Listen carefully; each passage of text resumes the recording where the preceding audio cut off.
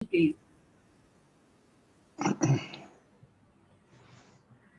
جی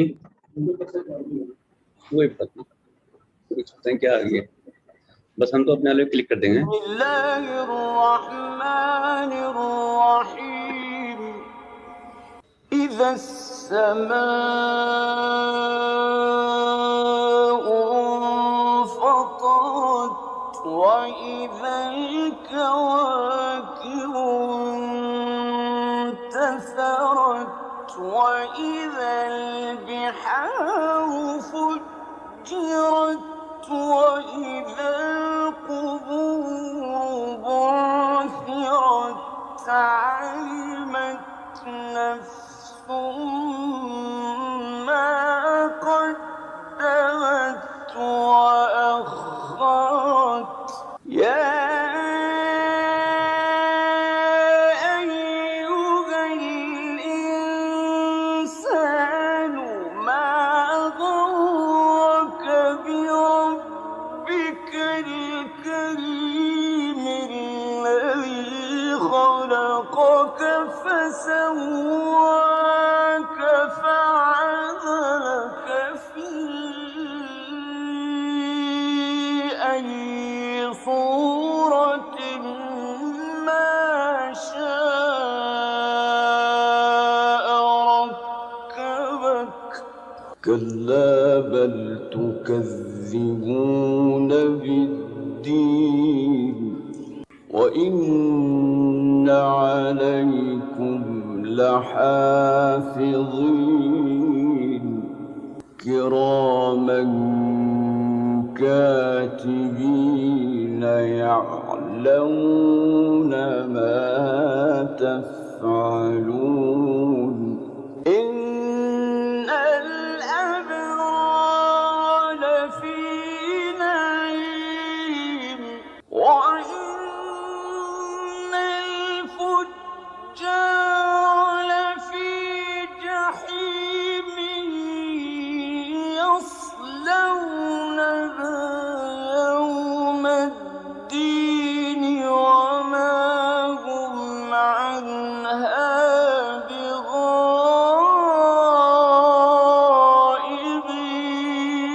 بغائبين وما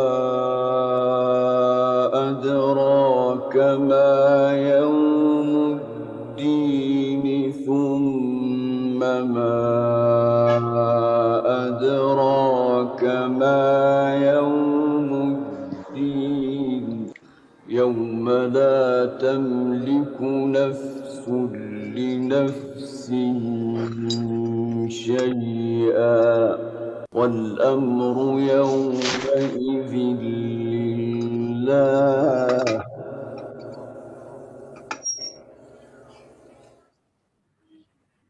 واہ سبحان اللہ.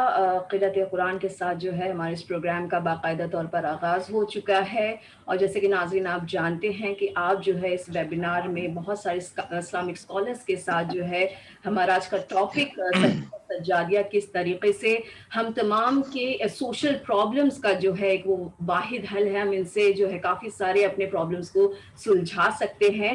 اسی موضوع پر جو ہے سب سے پہلے اپنے خیالات اور اپنی اسپیچ کے ساتھ ہمارے ساتھ ہیں مولانا سید منظر صادق زیدی صاحب، جن کا تعلق لکھنؤ سے ہے، جو کہ اسلامک اسکالرز ہے. تو ہم ان سے جاننا چاہیں گے ان کے خیالات اس ٹاپک پر. آغا السلام علیکم. السلام علیکم ورحمۃ اللہ.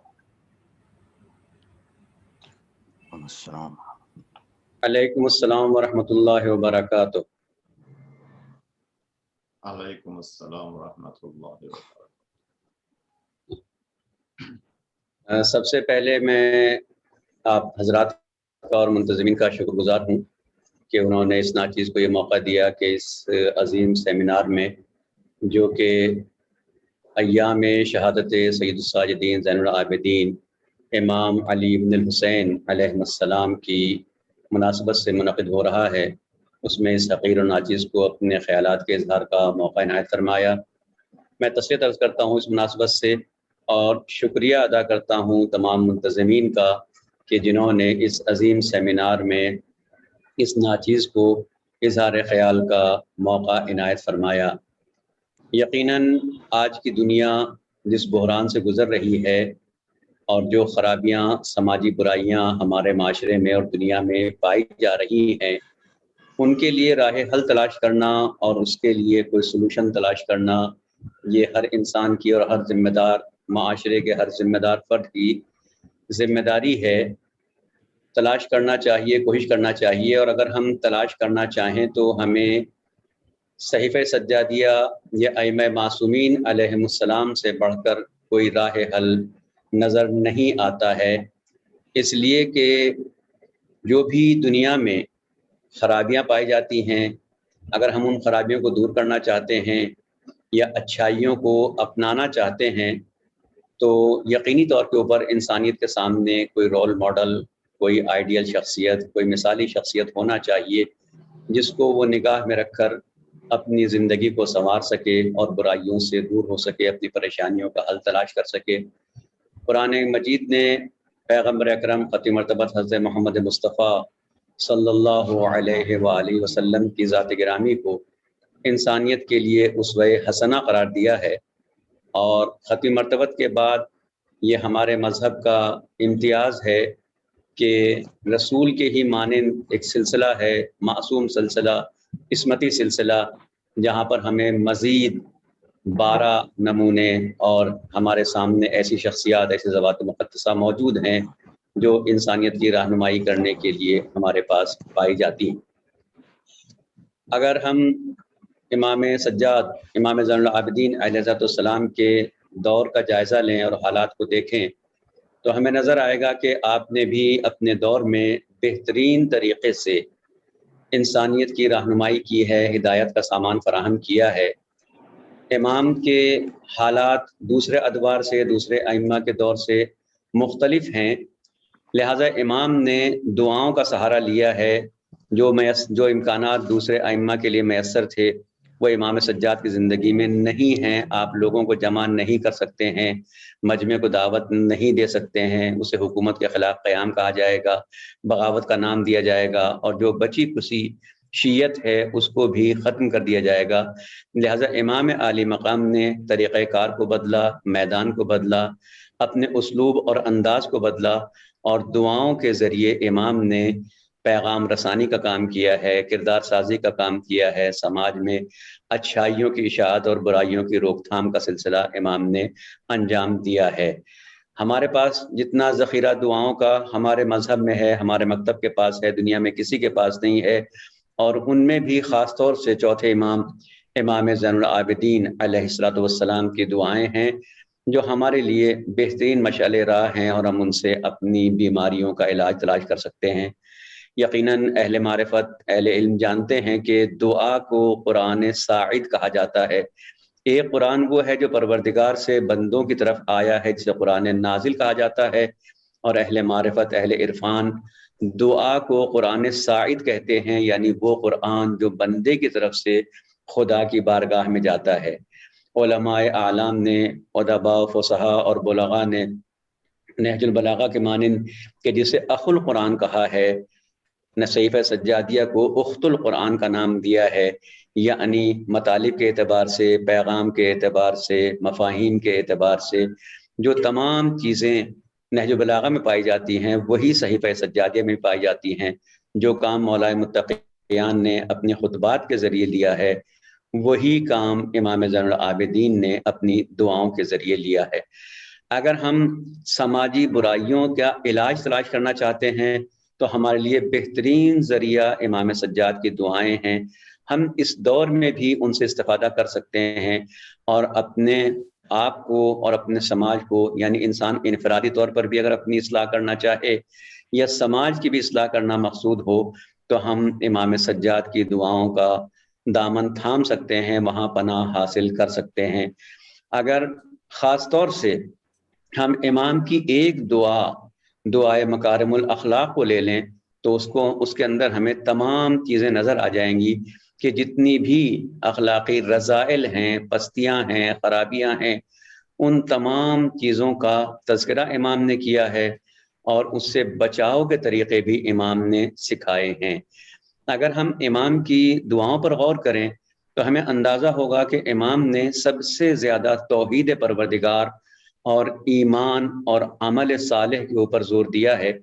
یقیناً اگر انسان کی توحید مضبوط ہو، مستحکم ہو، توحید کے اوپر مستحکم عقیدہ پایا جاتا ہو، بھرپور معرفت پائی جاتی ہو، انسان کے دل میں ایمان کی جڑیں راسخ ہوں، انسان عمل صالح انجام دے رہا ہو، تو وہ بہت سی برائیوں سے خود بخود نجات حاصل کر لیتا ہے۔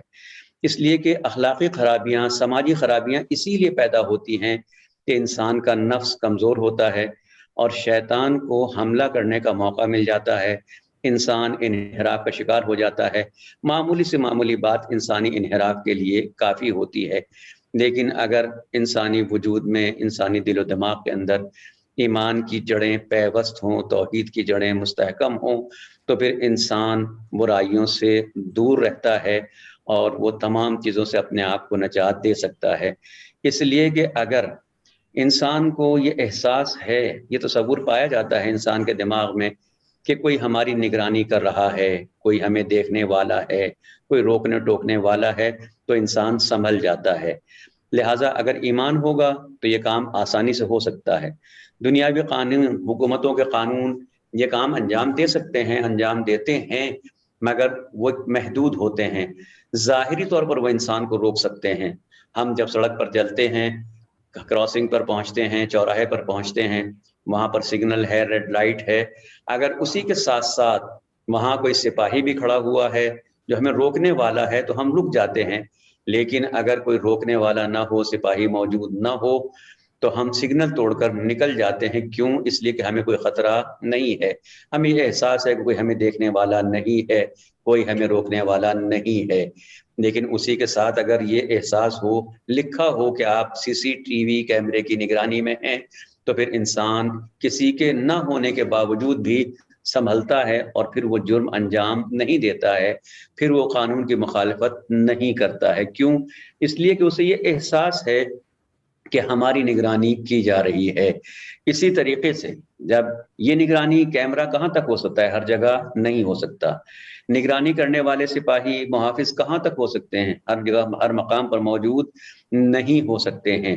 یہ فقط ظاہری طور پر ہماری نگرانی کر سکتے ہیں، لیکن ایمان اس نگراں کا نام ہے جو انسان کے وجود کے اندر پایا جاتا ہے، اور انسان اپنے وجود میں محسوس کرتا ہے کہ کوئی ہمیں دیکھ رہا ہے، ہم کسی کے حضور میں ہیں، کوئی ہماری نگرانی کر رہا ہے، لہٰذا وہ گناہوں سے اور خرابیوں سے دور ہو جاتا ہے۔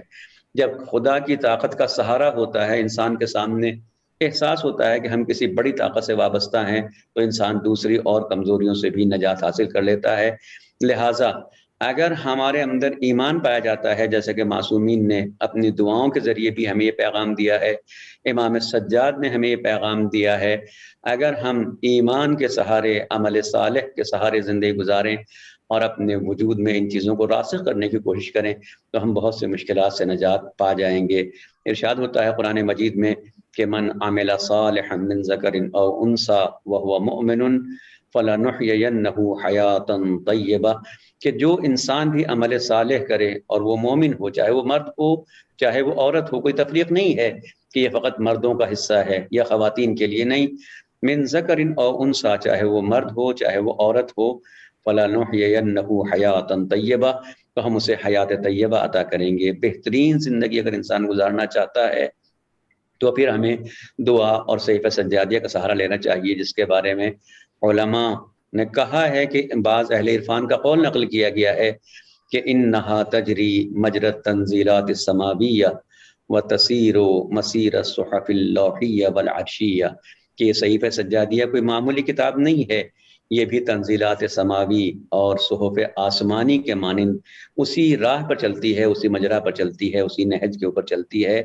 اگر ہم امام کی دعاؤں کو دیکھیں، صحیفہ سجادیوں کو دیکھیں، تو ہمیں نظر آئے گا کہ معاشرے کی اصلاح کے لیے چھوٹی سی چھوٹی اکائی کی طرف بھی اشارہ کیا گیا ہے۔ آج ہمارے سماج کی بہت بڑا حصہ خرابیوں کا گھر اور گھرانے سے شروع ہوتا ہے، جو کہ معاشرے کی سب سے چھوٹی یونٹ ہے، سب سے چھوٹی اکائی ہے۔ کیوں؟ اس لیے کہ جو شیطان اور شیطانی قوتیں ہیں، شیطانی فکر ہے، وہ گھر اور گھرانے کو توڑنا چاہتی ہے، ختم کرنا چاہتی ہے، اباہگری، لاؤبالی پن، حرام کاری، بد کرداری، بے حیائی کو رواج دینا چاہتی ہے، مگر اس کے مقابلے پر دین اسلام بالخصوص ائمہ اطہار علیہ السلام کی زندگی اور ان کے تعلیمات میں ہم دیکھتے ہیں کہ گھر اور گھرانے کے اوپر بہت زور دیا گیا ہے۔ معاشرے کی سب سے چھوٹی اکائی ہے گھر، جتنا مضبوط گھر ہوگا، گھرانہ ہوگا، گھر کی تربیت ہوگی، گھر کی فضا ہوگی، گھر کا ماحول ہوگا، اس میں پروان چڑھنے والا بچہ، اس میں پروان چڑھنے والی قوم بھی، معاشرہ بھی یقیناً بہترین معاشرہ ہوگا۔ لہذا ہم دیکھتے ہیں کہ امام کی دعاؤں میں، امام کے تعلیمات میں، امام کے رسالہ حقوق میں والدین کے حقوق بیان کیے گئے ہیں، ان کے احترام کا تذکرہ ہے، ان کے حق میں دعا کی گئی ہے، اولاد کے حقوق کا تذکرہ ہے، زوجین کے حقوق کا تذکرہ پایا جاتا ہے۔ امام نے اس طرح بھی توجہ فرمائی ہے، اور ایسا نہیں ہے کہ یہ چھوڑ دیا گیا ہو، اس طرح توجہ نہ کی گئی ہو کہ انسان اللہ اللہ کرتا رہے، نہ اپنے گھر والوں کا، نہ اپنی اولاد کا، نہ اپنی زوجہ کا، نہ اپنے والدین کا، نہیں، بلکہ اچھائی گھر سے ہی شروع ہوتی ہے۔ جتنے بہتر گھر ہوگا، گھر والے ہوں گے، اسی طریقے سے معاشرہ بھی ہمارا بہتر ہوتا چلا جائے گا۔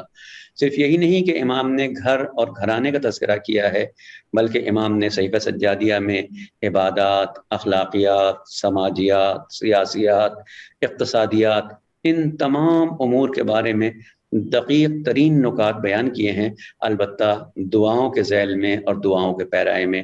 اس اسلوب سے بیان کیا ہے کہ اگر انسان اس پر غور کرے تو وہ برائیوں سے دور بھی رہ سکتا ہے اور اپنے آپ کو بچا بھی سکتا ہے، بہت ساری پریشانیوں کو حل کر سکتا ہے۔ اگر ہم اخلاقیات کو دیکھیں، اسی دعائے مکارم الاخلاق میں امام تذکرہ فرماتے ہیں مختلف دعاؤں کا مطالبہ کرنے کے بعد کہ پروردگار وابدلنی، مختلف چیزوں کا مطالبہ کیا ہے، من حسد اہل البغی المودہ، ومن عداوت الادنین الولایہ، ومن عقوق ذوی الارحام المبرہ، ومن رد الملابسین کرم العشرہ۔ پروردگار تبدیل کر دے کینہ زوز دشمنوں کی دشمنی کو دوستی سے، قریبیوں کی عداوت کو دوستی سے، عزیزوں کی قطع تعلقی کو صلہ رحمی سے، اور ساتھیوں کے اہانت آمیز برتاؤ کو حسن سلوک سے تبدیل کر دے۔ یہ خدا سے مطالبہ کیا جا رہا ہے۔ اس کے بعد ہم یہ دیکھتے ہیں کہ ہمارے معاشرے کی ایک خرابی یہ ہے، سماج کی ایک برائی یہ ہے کہ ہمارے ساتھ جو جیسا سلوک کرتا ہے، جیسا برتاؤ کرتا ہے، ہم بھی پلٹ کر ویسا ہی جواب دینا چاہتے ہیں۔ ہمارے یہاں مشہور ہے کہ جیسے کو تیسا، اینٹ کا جواب پتھر سے دینا ہم جانتے ہیں، برداشت کرنا نہیں جانتے ہیں۔ لیکن اصلاح کا طریقہ یہ نہیں ہے، دلوں میں محبت حاصل کرنے کا طریقہ یہ نہیں ہے کہ انسان اینٹ کا جواب پتھر سے دے، بلکہ اخلاقیات کے ذریعے دوسروں کو متاثر کیا جا سکتا ہے اور دوسروں کے دل میں جگہ بنائی جا سکتی ہے۔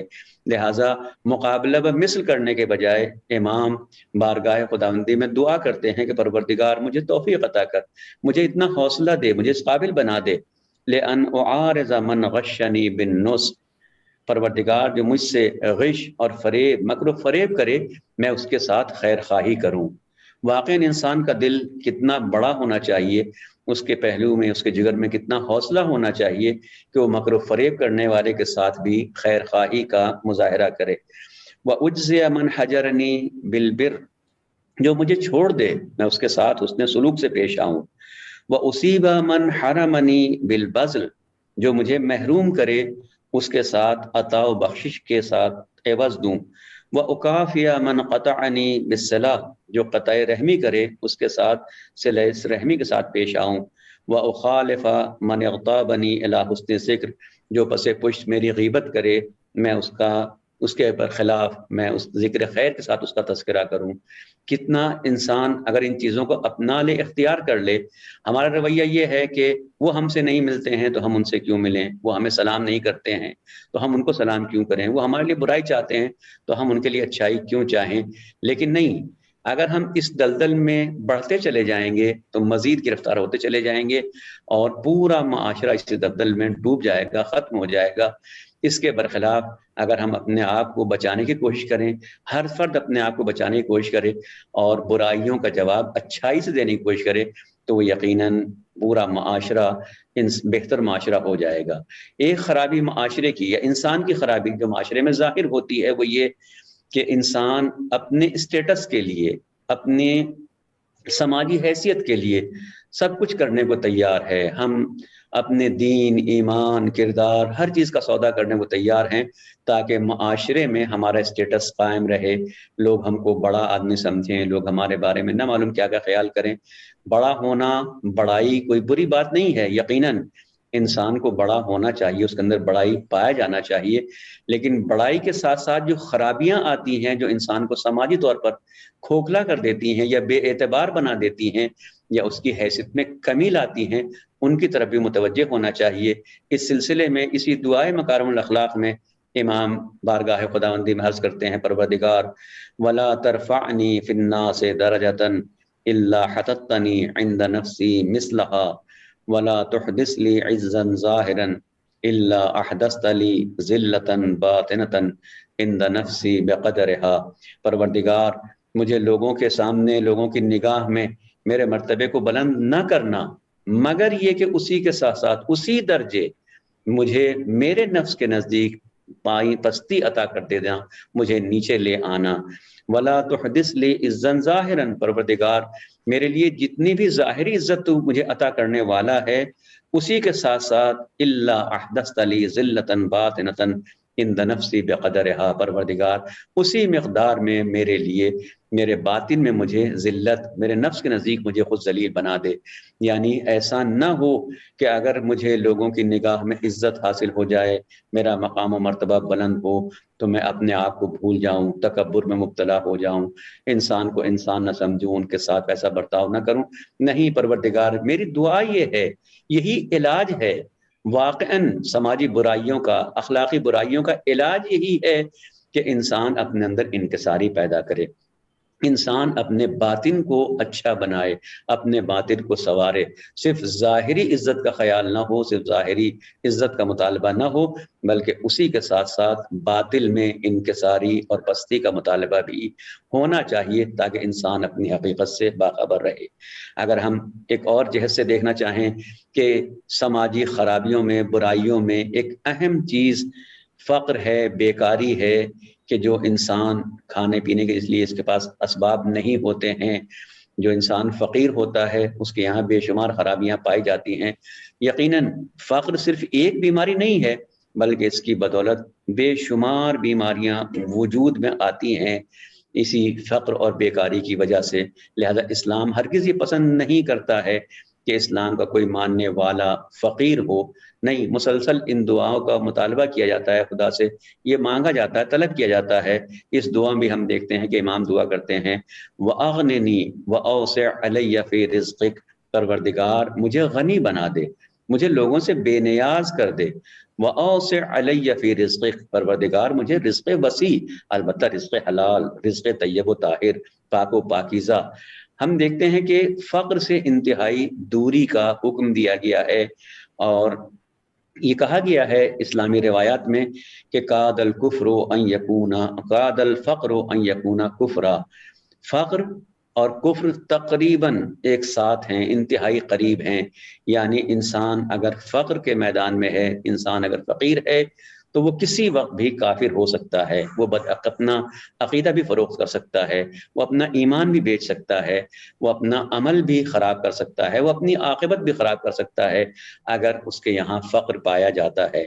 یہی سبب ہے کہ ہم دیکھتے ہیں کہ قرآن کریم اعلان کرتا ہے کہ الشیطان یعدکم الفقر ویأمرکم بالفحشاء واللہ یعدکم مغفرۃ وفضلا، شیطان تمہیں ڈراتا ہے، شیطان تم سے وعدہ کرتا ہے فقر کا۔ شیطان کی آواز یہ ہے کہ اگر تم راہ خدا میں خرچ کرو گے، نیک کاموں میں خرچ کرو گے، اگر تم ناجائز طریقے سے کمانے کی کوشش نہیں کرو گے تو فقر میں مبتلا ہو جاؤ گے، فقر سے ڈراتا ہے شیطان۔ اور پھر عجیب وَيَأْمُرُكُمْ بِالْفَحْشَاء، فقر کے ساتھ ساتھ فحشاء کا تذکرہ ہے۔ اس کا مطلب یہ ہے کہ جہاں فقر ہوتا ہے وہاں فحشاء و منکرات کا امکان بھی پایا جاتا ہے۔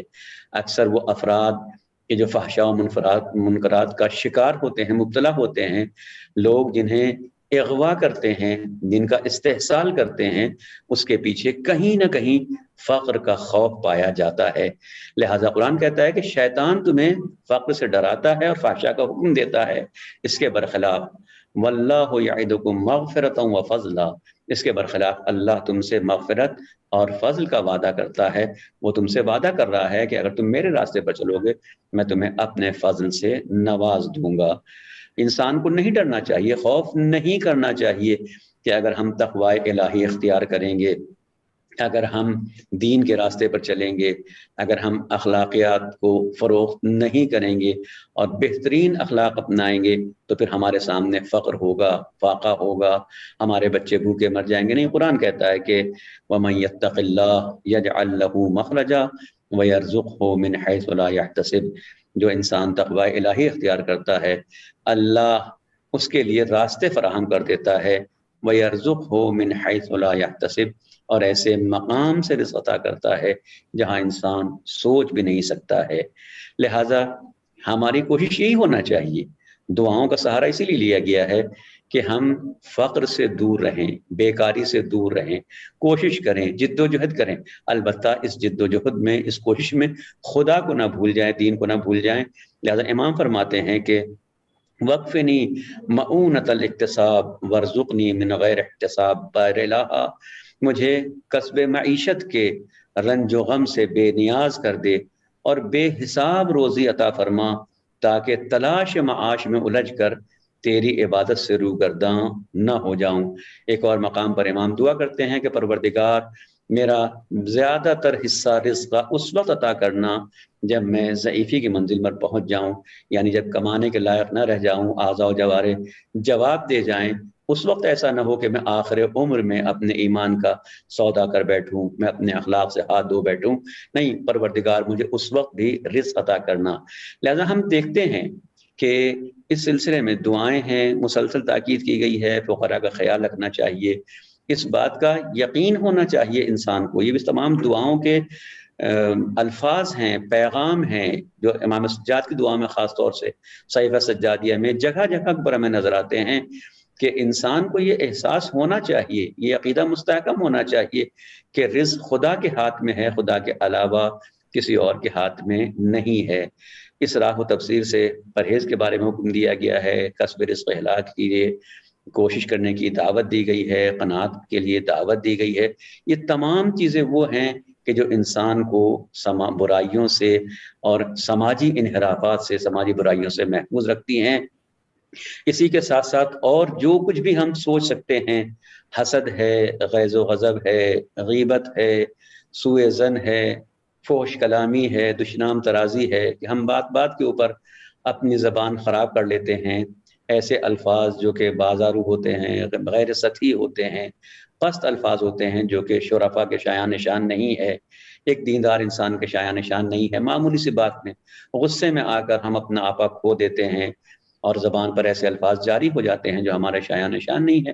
امام ان سے پناہ مانگتے ہیں اور فرماتے ہیں کہ اس کا بدلہ میں نیک نامی کے ساتھ، اگر کوئی میرے ساتھ ایسا برتاؤ بھی کرتا ہے تو میرا برتاؤ ایسا نہیں ہونا چاہیے۔ یہ وہ تمام اسی طریقے سے ایک خاص چیز جس کا تذکرہ دعاؤں میں ہے، صحیفہ سجادیہ میں ہے، کہ پروردگار مجھے لوگوں سے مانگنے کی ضرورت نہ پڑے، کسی کے سامنے ہاتھ نہ پھیلانا پڑے۔ سماجی خرابیوں میں سے جس کے ذریعے انسان کا استحصال ہوتا ہے، جس کے ذریعے انسان بے راہ روی اختیار کرتا ہے، کجروی میں مبتلا ہوتا ہے، کہ انسان کے حالات اسے مجبور کر دیں کہ وہ لوگوں کے سامنے ہاتھ پھیلانے پر مجبور ہو جائے، اور پھر لا محالہ جس راستے پر وہ لے جانا چاہیں انسان اسی راستے پر چل نکلتا ہے۔ لہٰذا امام دعا کر رہے ہیں بارگاہ خداوندی میں کہ پروردگار ایسی نوبت نہ آئے کہ مجھے لوگوں کے سامنے ہاتھ پھیلانا پڑے۔ بے شمار مطالب ہیں، بے شمار چیزیں ہیں، پروردگار ہمیں توفیق دے کہ ہم ان دعاؤں کو، خاص طور سے صحیفہ سجادیہ کو پڑھیں، اس کی دعاؤں کو پڑھیں، اس کے مطالب پر غور کریں، ان کے پیغامات کو سمجھیں۔ واقعاً یہ ذخیرہ ہے، واقعاً یہ خزانہ ہے۔ افسوس کہ ہم اس خزینے اور اس خزانے اور اس ذخیرے سے بے خبر ہیں۔ جو لوگ اس کی حقیقت سے اور اس کی منزلت سے آگاہ ہیں، وہ جانتے ہیں کہ یہ کتنا بڑا ذخیرہ ہمارے پاس موجود ہے۔ شہید مطہری کے ایک اقتباس پر اپنی بات تمام کرتا ہوں۔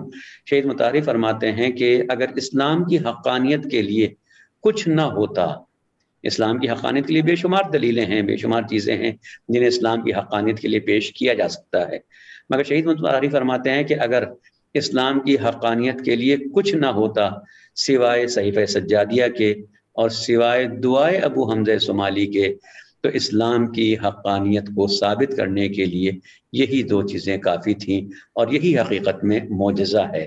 واقعاً معجزہ یہی ہے، اسی معجزے کے ذریعے امام نے لوگوں کی اصلاح کی ہے، اس دور میں زندگی گزاری ہے، اس اختناق کے عالم میں ہدایت کا کام انجام دیا ہے۔ یہ عذر، یہ بہانہ نہیں تھا کہ حالات نہیں ہیں، زمانہ بڑا خراب ہے، پرآشوب ہے، کچھ نہیں کیا جا سکتا ہے، اپنے آپ کو نہیں بچایا جا سکتا ہے۔ نہیں، ہمارے سامنے مثال موجود ہے، ہمارے سامنے تعلیمات موجود ہیں، ہم آج بھی اسی راستے پر چل کر اپنی حفاظت کر سکتے ہیں، اپنے کو سماجی برائیوں سے بچا سکتے ہیں، اور یہی ہمارے لیے بہترین ذریعہ اور بہترین راستہ ہے۔ وآخر دعوانا ان الحمد للہ رب العالمین۔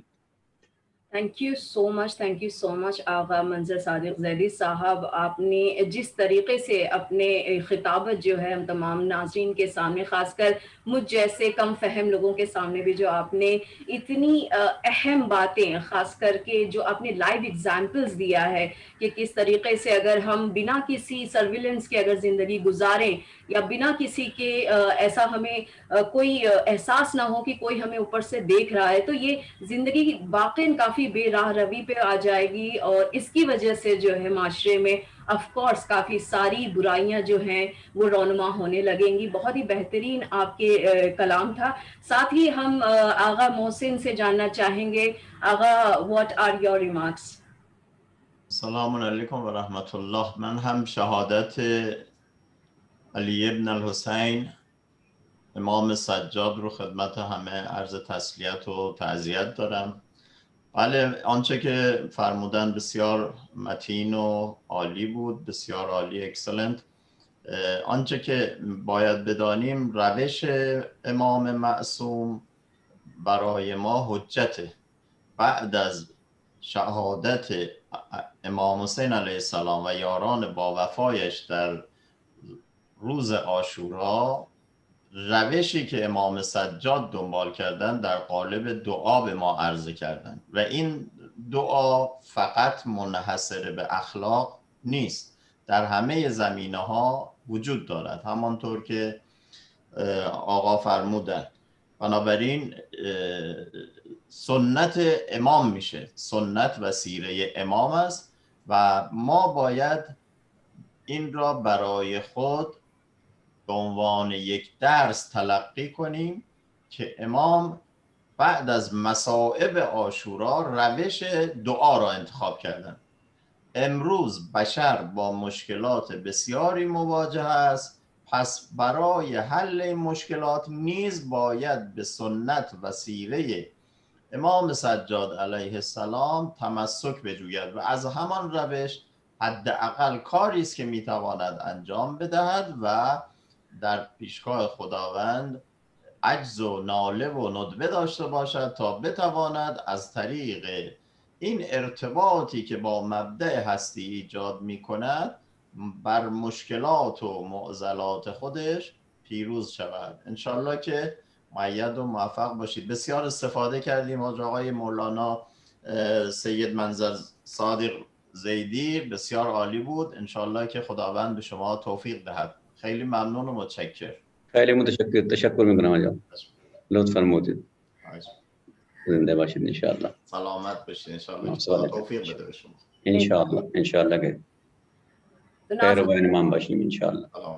اسی کے ساتھ ہم جو ہے ہماری اگلی مہمان خصوصی کو جو ہے دعوت دینا چاہیں گے کہ وہ ہمارے علم میں اور بھی اضافہ کریں، بہرحال ان کی شخصیت جو ہے وہ میرے انٹروڈکشن کی جو ہے محتاج نہیں ہے، لیکن چونکہ آپ جو ہیں لاکھوں کروڑوں لوگوں کی جو ہے ہم کہہ سکتے ہیں فیوریٹ ہیں انکلوڈنگ می، آپ کا جو انداز سخن ہے، آپ کو الحمدللہ خدا داد صلاحیتیں جو آپ رکھتی ہیں. ذکیہ بتول نجفی صاحبہ جو ہیں ہماری اگلی گیسٹ ہیں، جو کہ اسکالر ہیں، ایجوکیشنسٹ ہیں، founder of Higrow international which connect scholars and Shia communities, اور آپ ساتھ ہی ہادی ٹی وی کی ریپرزینٹیٹو بھی ہیں. اور یہ ہمیں بہت ہی فخر کے ساتھ کہنا پڑ رہا ہے کہ آج جو ہے ہمارے ساتھ جڑی بھی ہیں. انشاءاللہ if she is connected then we can have her also. انشاءاللہ. السلام علیکم.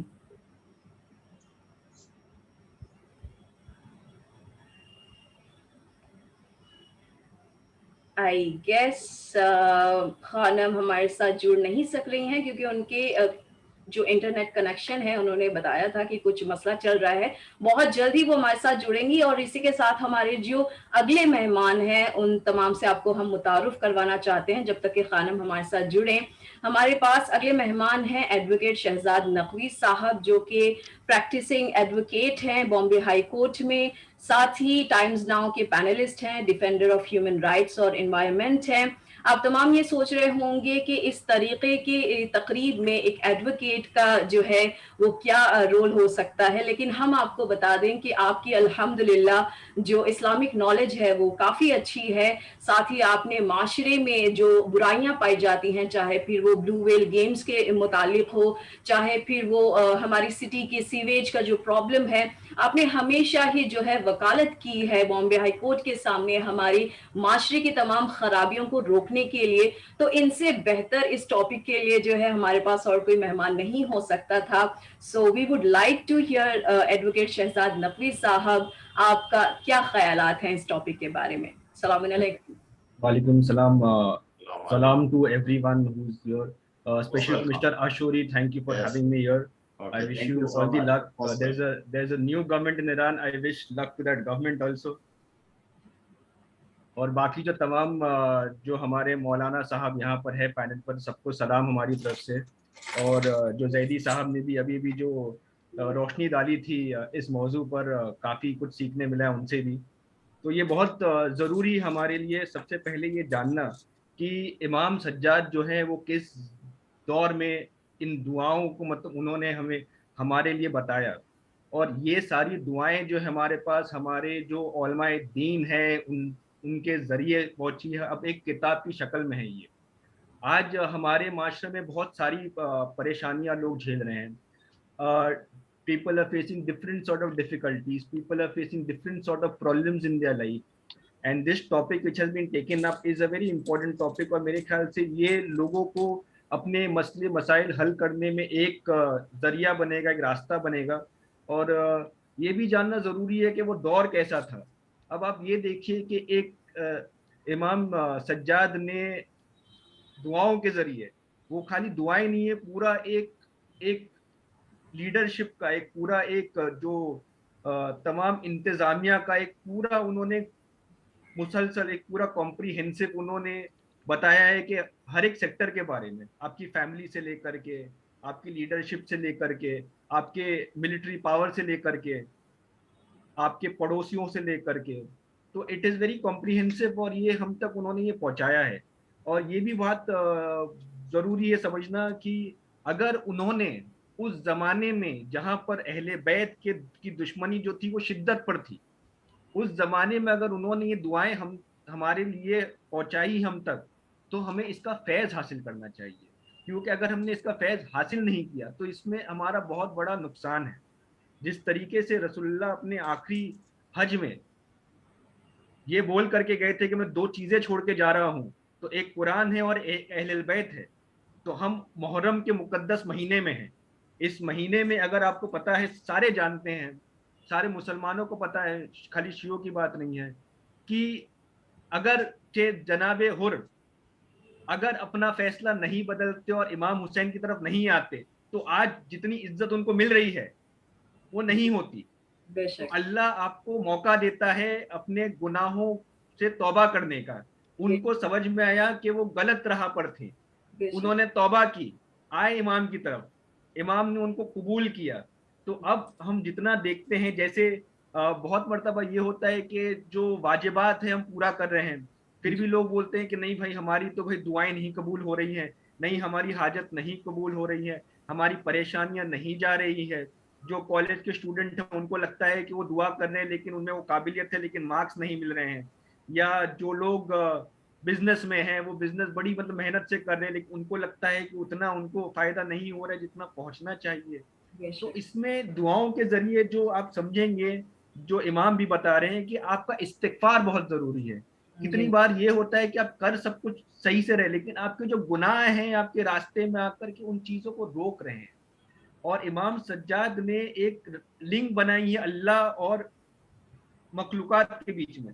تو اس کا فیض حاصل کرنا, انہوں نے بتایا ہے کہ مطلب ایک والدین ہیں تو ان کی اپنے اولادوں کی طرف کیا ذمہ داری ہے. ہم آج معاشرے میں دیکھتے ہیں کہ کتنے ایسے بھی ایگزامپلز آتے ہیں جہاں پر دوسری شادی ہوتی ہے, کوئی حرام کام نہیں ہے, بہت صحیح کام. لیکن کتنی بار ہم ایک وکیل کی طریقے سے آپ کو بتاتا ہوں کہ جو پہلی بیوی سے جو اولادیں تھی اب اس کی طرف توجہ نہیں دے رہے ہیں. تو ایک کمپریہنسو جینے کا طریقہ بتایا ہے کہ اس طریقے کو ہمیں اپنانا ہے. if we follow this will help us. in fact جب آدمی غمگین ہو جاتا ہے اس کے لیے بھی دعا بتائی گئی ہے کہ اگر آپ غم زدہ ہیں, if you are sorrowful, how are you need to come out of this sorrow. so if you recite that دعا, واجبات کریے, اس کے ساتھ ساتھ جو مرحلے سے آپ گزر رہے ہیں, سمجھے آپ بہت زیادہ غمگین ہیں تو اس میں انہوں نے دعا بتائی گئی ہے کہ غمگینی سے باہر نکلنے کا راستہ کیا ہے, تو آپ وہ کریے. اگر آپ پر بہت ساری پریشانیاں آ رہی ہے, if afflictions are troubling you, in fact اس دعا میں بھی یہ بتایا گیا ہے کہ پہلے تو آپ استغفار کریے. استغفار ایک بہت اہم راستہ ہے, مطلب آپ جو گناہ کرے اس سے استغفار کریے. اللہ آپ کے گناہوں کو چھپا کے رکھا ہے, پردہ ڈال کے رکھا ہے, تو آپ ان گناہوں سے باہر آئیے. کیونکہ اگر آپ اہل بیت کے فالوور اپنے آپ کو مانتے ہیں تو آپ کا اور دوسروں کا جینے کے طریقے میں بہت فرق ہے. انفیکٹ آپ کو یہاں تک یہ بتایا گیا ہے کہ اگر آپ اسکول آف تھاٹ سے بلونگ کرتے ہیں تو اگر آپ کے جو پڑوس والے ہیں, جو نیبرز ہیں, ان کی طرف آپ کے کیا رائٹس ہیں, آپ ان کی طرف آپ کی کیا ذمہ داری. if you have a neighbor, if he is in trouble, what are you supposed to do? are we doing that or are we fighting with a neighbor? Exactly. ہمارے بھائی ہیں تو کیا ہم اپنے بھائی کی طرف ہم وہ رشتہ نبھا رہے ہیں, یا ہم آپس میں جھگڑے میں رہ, جیسے مولانا صاحب بتا رہے تھے ابھی. تو یہ آپسی اختلاف جو ہیں, جو حقوق آپ کے بتائے گئے ہیں, یہ آپ ہی کو فائدہ دیں گے. اگر آپ ان چیزوں کو فالو کریں گے آپ اپنی زندگی میں آپ تبدیلی پائیں گے. انفیکٹ اگر آپ اہل بیت کے اسکول آف تھاٹ کے فالوور ہیں, if you are a follower of the school of اہل بیت, then you are supposed to not be anxious. آپ کو یہ نہیں سوچنا ہے کہ مجھ میں کمی ہے کیا, یہ میں کر سکتا یا کر سکتی ہوں کیا. اگر کوئی اسٹوڈنٹ اسکول میں ہے تو ماں باپ کو یہ ہے کہ ان کو جو اماموں نے جو ٹیچنگ بتائی ہے, ابھی صحیفے سجادیہ کے ذریعے جو دعائیں آئیں گی ان کا انٹرپریٹیشن ان کو بتائی, ان میں حوصلہ آئے گا, پازیٹیوٹی آئے گی. Very true. پازیٹیوٹی آئے گی تو آپ اتنی محنت سے وہ بچہ پڑھے گا, اتنی محنت سے امتحان دے گا. جب کالج میں جائے گا اتنی محنت سے امتحان دے گا. جب آپ اپنی نوکری کر رہے ہیں, جب بزنس کر رہے ہیں, کیا آپ اپنا بزنس جو ہے وہ ایمانداری سے کر رہے ہیں؟ Are you doing it genuinely? Are you cheating people? Because if you are a follower of Ahlul Bayt, understand this thing, that what Sahif Sajjadiyah teaches you, it teaches you to be a proper human being which would be loved by God. اللہ آپ کو اس نظریے اس طرح سے کا انسان دیکھنا چاہتا ہے, اور اگر آپ اہل بیت کی جو ٹیچنگ ہے اس کو فالو کریں گے تو آپ اسی طریقے کے انسان بننا چاہیں گے جیسے آپ کے امام آپ کو چاہتے ہیں کہ ہمارے فالوورز ہوں. تو یہ بہت ضروری ہے. بے شک. امام حسین نے بھی کربلا میں بھی اتنے مشکل جب تیر چل رہے تھے تبھی بھی نمازیں نہیں چھوڑی. تو ہمیں نمازیں نہیں چھوڑنی ہیں, یہ بھی کرنا ہے. جو دعائیں بتائی گئی ہے ہمیں وہ بھی فالو کرنا ہے. انفیکٹ امام سجاد کی عبادتوں کا تو کوئی مطلب کمپیریزن ہے ہی نہیں. بالکل. اب ہم ان سے ان کے خاک کے برابر بھی نہیں. if we even take a percent of what he done, I think ہم کافی اپنی پریشانیوں سے باہر آ جائیں گے. کوئی بہت مشکل چیز نہیں ہے. اب جیسے میاں بیوی میں بہت ساری پرابلم ہوتی ہے تو بیوی کا کیا حقوق ہے, امام سجاد یہاں تک کہ فرماتے کہ بھائی ان کا کیا حقوق ہے. So you are responsible as a human being. آپ اس دنیا میں بھلے اکیلے آئے ہوں لیکن آپ آپ کی بہت ساری ذمہ داریاں ہیں. خالی آپ کے مطلب نمازیں پڑھنا بے شک واجب ہے, اس کے ساتھ ساتھ بہت ساری ذمہ داریاں ہیں جو اہل بیت نے ہم کو بتائی کہ ہمیں پوری کرنی ہے. ٹرو. آپ کی وائف کی طرف آپ کو ذمہ داری پوری کرنا ہے. You have to treat her properly, اس کو عزت سے بات کریے, احترام سے بات کریے, یہ دعاؤں میں بتایا گیا ہے. بھائیوں سے احترام سے بات کریے, بچوں سے کیسے آپ کو بات کرنا ہے, ان کو کس طرف لے کے جانا ہے. امام فرماتے ہیں ان کو آپ کو اللہ کی طرف لے کے جانا ہے. یہ نہیں ہے کہ آپ کو ان کو ایک سیکولر ایجوکیشن دینی اور ایک ریلیجیس ایجوکیشن نہیں دینی, اور ایجوکیشن اس طریقے سے دینی ہے وہ ایجوکیشن صحیح رہے, وہ برائیوں سے دور رہے اور اچھائیوں کی طرف جائے. اس سے جو ہے یہ معاشرے کے لیے بھی اچھا ہے. اور یہ اچھائی کون سی ہے؟ اگر آپ کوئی نان مسلم کو بتائیں گے کہ آپ یہ سب کرو, تو وہ بھی یہ بولے گا آپ کو جواب میں کہ یہ نہیں, اس سے جو ہماری اولاد ہے اچھی اولاد ثابت ہوگی. سو یہ معاشرے کے لیے بھی اچھا ہے, یہ خالی ہماری قوم کے لیے نہیں. It is good for human being as a whole. So there are lot of things that have been said. امام has done a lot of work. اور اگر آپ صحیح میں دیکھیں گے کہ وہ دور کون سا تھا, ویسے دور میں ایک انسائکلوپیڈیا کے طور پر ہمارے پاس آج صحیفہ سجادیہ ہے. انفیکٹ یہ کتاب جب ویٹیکن سٹی میں جو ان کا جو عیسائیوں کا جو وہاں پر ویٹیکن سٹی میں ان کا جو ادارہ ہے وہاں پر پیش کی گئی ہے, تو وہاں کے جو ایک فادری جیسے ہمارا مولانا بلایا جاتا ہے, فادری, انہوں نے دیکھا تو بہت امپریس ہوئے تھے. تو اس سے ہر ایک کوئی فیض اٹھا سکتا ہے, اور خاص کر کے جو ورڈنگز استعمال کی گئی صحیفہ سجادیہ میں.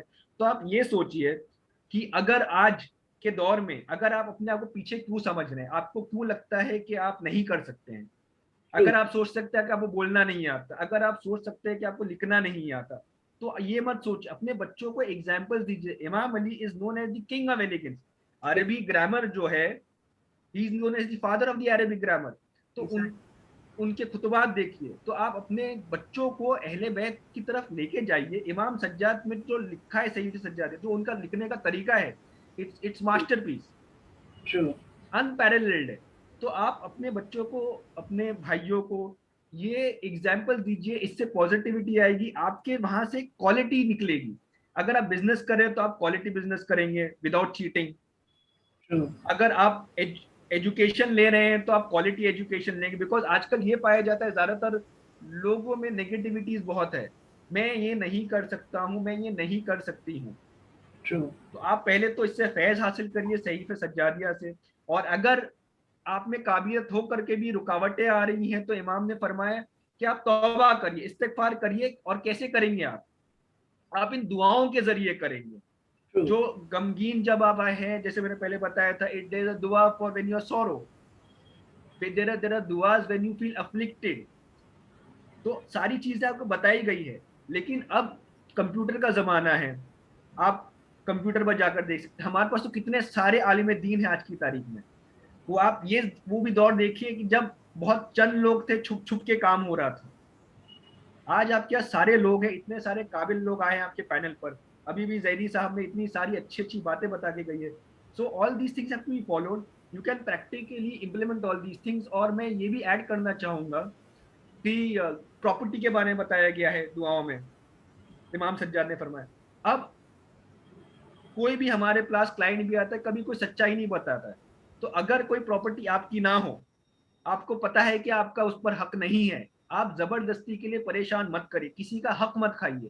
آپ یہ تو ہو سکتا ہے کہ یہاں پر آپ کامیاب ہو جائے وہ چیز لینے میں, لیکن آپ کو پتا ہے کہ گناہ جو ہے وہ اللہ کی نظروں میں کتنی بدترین چیز ہے. اس گناہوں سے ہو سکتا ہے آپ کی دنیا میں آپ کو نقصان ہو, لیکن یہاں اگر نہیں بھی ہو تو آپ کی آخرت میں آپ کو بہت بڑا نقصان ہے. تو آپ کو یہ ساری چیزوں پر غور کرنا ہے. You have to follow all these things and you have to make sure, کوئی بڑی بات نہیں, you have to make sure that you are a good human being. Please recite the دعاز, دعاؤں کو پڑھیے, دعاؤں کا انٹرپریٹیشن بھی جانیے کہ دعاؤں کے معنی کیا ہے. اس سے آپ ایک بہتر انسان بنیں گے, اپنے معاشرے کے لیے, اپنے گھر والوں کے لیے. آپ کو لوگ اور محبت کریں گے, آپ کو لوگ اور اپنائیں گے. تو اس سے زیادہ میں اور کچھ ایڈ کرنا نہیں چاہوں گا, کیونکہ آپ کے پینل میں بہت زیادہ ہی علمی لوگ ہیں. تو بہت بہت شکریہ کہ آپ نے بلایا. تھینک یو مسٹر اشوری for having me here. Thank you Shaista for hosting this. Thank you so much. Thank you so much for being here. Thank you so اور much. جس طریقے سے آپ نے بتایا کہ کس طریقے سے ہم جو ہیں ہماری سوشل پرابلمس کو صحیفہ سجادیہ سے اور اس میں بتائی گئی دعاؤں کے اطوار اور طریقے سے جو ہے ہم اس کو حل کر سکتے ہیں. خاص کر آج کی جو ہماری جنریشن ہے جو اس کی طرف آج کل بالکل غور نہیں دیتی اور بہت چھوٹی چھوٹی مصیبتوں میں جو ہے بہت جلدی پریشان سے ہو جاتے ہیں اور ایسا لگتا ہے کہ یہ کبھی نہ سالو ہونے والی پرابلمس ہے. But here in this webinar I would like to say کہ آپ جتنے بھی لوگ جو ہم سے جڑے ہوئے ہیں آپ کو جو ہے بس تھوڑا سا زندگی میں ایک پاز لے کر جو ہے دوبارہ سے جانا ہے, دیکھنا ہے کہ آپ کی الماریوں میں جو وہ بہترین اسلامک بکس جو رکھی ہیں خاص کر اس میں اس بک کا شمار ہے یا نہیں. اگر نہیں ہے تو please go by and read this book اور آپ کو جو ہے اپنی ایمپل آف پرابلمس کا سلیوشن جو ہے بس اسی کتاب میں اسی بک میں جو ہے مل جائے گا. Agha, we would like to know your remarks for advocate. Thank you so much. Thank you so much for coming to this webinar. As you know, this webinar is very important. We are going to find some solution about the problem during this time. Mankind has so many problems, especially the COVID also. So if we see the true believers, they are not saying we are alone in this universe. We are not alone. Why? Because we believe that Allah subhanahu wa ta'ala with us. So how it is possible to connect with Allah subhanahu wa ta'ala is the dua. Imam Sajjad alayhi salam showed us about this connection. This connection is very important. So if we are believing we are alone, after that we are disappointed from everything during the especially these problems. But if we believe that we are not alone, after that we can find so many solutions for these problems, because we connect to Allah subhanahu wa ta'ala. This is very important, as you mentioned. And especially it is not just only about the healthy, about just only about the every problems in, as you are as an advocate, so you see, maybe you see some the problem, the people have so many problems in this so many fields. So how it is possible to help them? First we should say pray Allah subhanahu wa ta'ala. After that ask him to help you. So we are going to show this way to the people. This is very important, because the best way for connection with Allah subhanahu wa ta'ala, if we learn this way, after that we can say we are as a believer in this universe. So in every religion like this, because it's not just only in Islam. In the connecting with God, it is the nature of the mankind. In the nature of mankind, if you see, this is in the nature of the mankind. So, for example, if you are living in an island alone, we don't know anybody, we don't have anybody, we cannot connection with the others. So during that time, if we are alone, we connect Allah subhanahu wa ta'ala. We will ask him, request him to help us every in of life. Thank you so much, Shahzad Naqvi. Thank you so much to come to accept our invitation to come to this webinar. Inshallah, we will meet you again. My pleasure. Thank you so much. Okay, تو اسی کے ساتھ جو ہے ہم اپنے اگلے مہمان خصوصی عالم دین کو جو ہے دعوت دینا چاہیں گے. تکیہ بتول صاحبہ اگر ہمارے ساتھ کنیکٹ ہو پا رہی ہیں.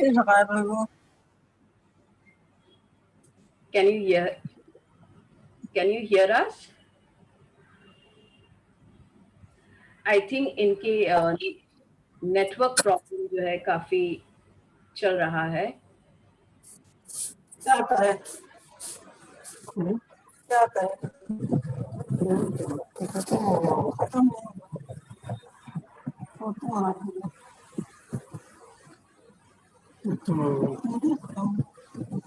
Abu Zakia, can you hear us? वहीं से बंद है हम तो सब कहाँ I think they are चल चुका सफर पता नहीं दिखाई तो नहीं दे रहा है okay.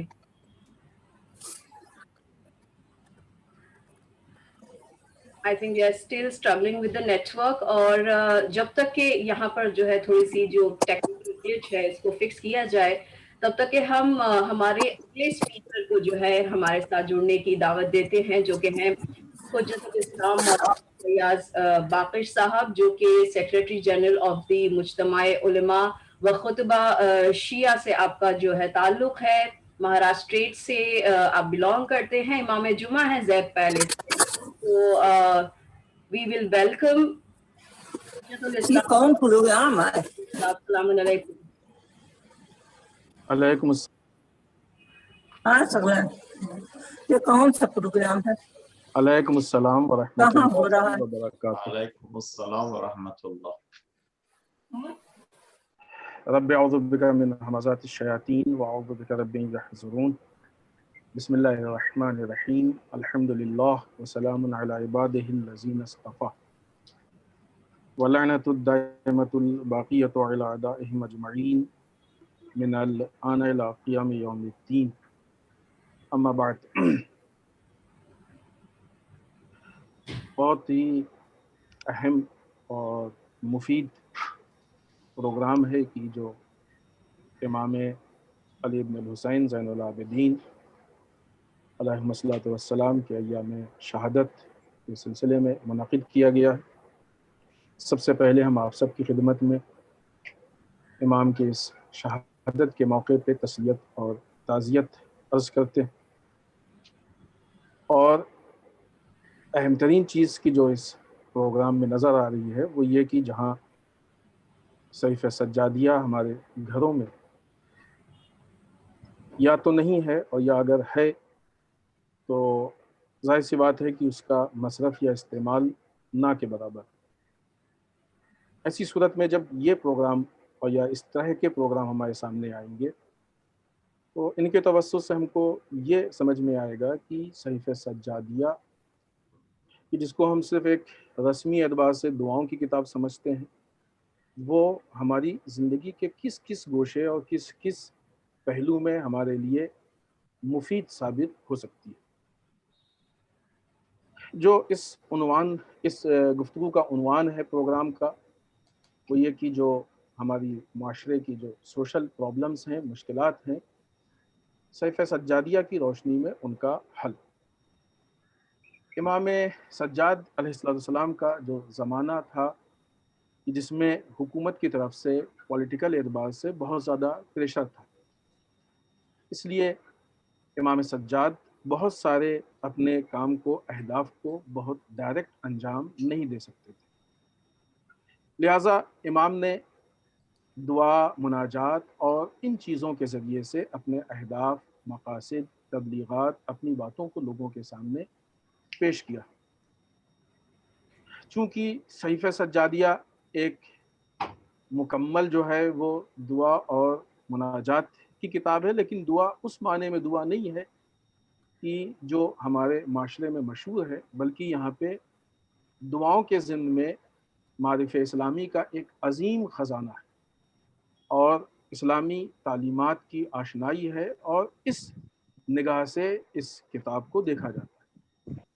अगर हम लोग इज्तिमाई मुश्किलात के हल की बात करते हैं तो पहले हम बहुत ही इख्तिसार के साथ ये देखें कि सोशल मुश्किलात होती क्या। वो मुश्किलात की जो हमारी माशरे की मुश्किलात हैं, जो हमारे कौम की मुश्किलात हैं, जो हमारे मुल्क की मुश्किलात हैं, जो हमारे आसपास की मुश्किलात हैं। अगर इन मुश्किलात को देखें तो कभी ये मुश्किलात आपको अखलाक़ी दिखाई पड़ेंगी, कभी कल्चरल एतबार की मुश्किलात हैं, कल्चरल प्रॉब्लम्स हैं। ज़ाहिर सी बात है सारी चीज़ें खुद एक मौजू हैं जिनका हल सहीफ़ सज्जादिया में मौजूद है। कभी ये मुश्किलात एजुकेशन के एतबार से नज़र आती हैं, एजुकेशनल जो है वो बहुत सारी प्रॉब्लम्स हैं कि जो हमारे सामने आती हैं।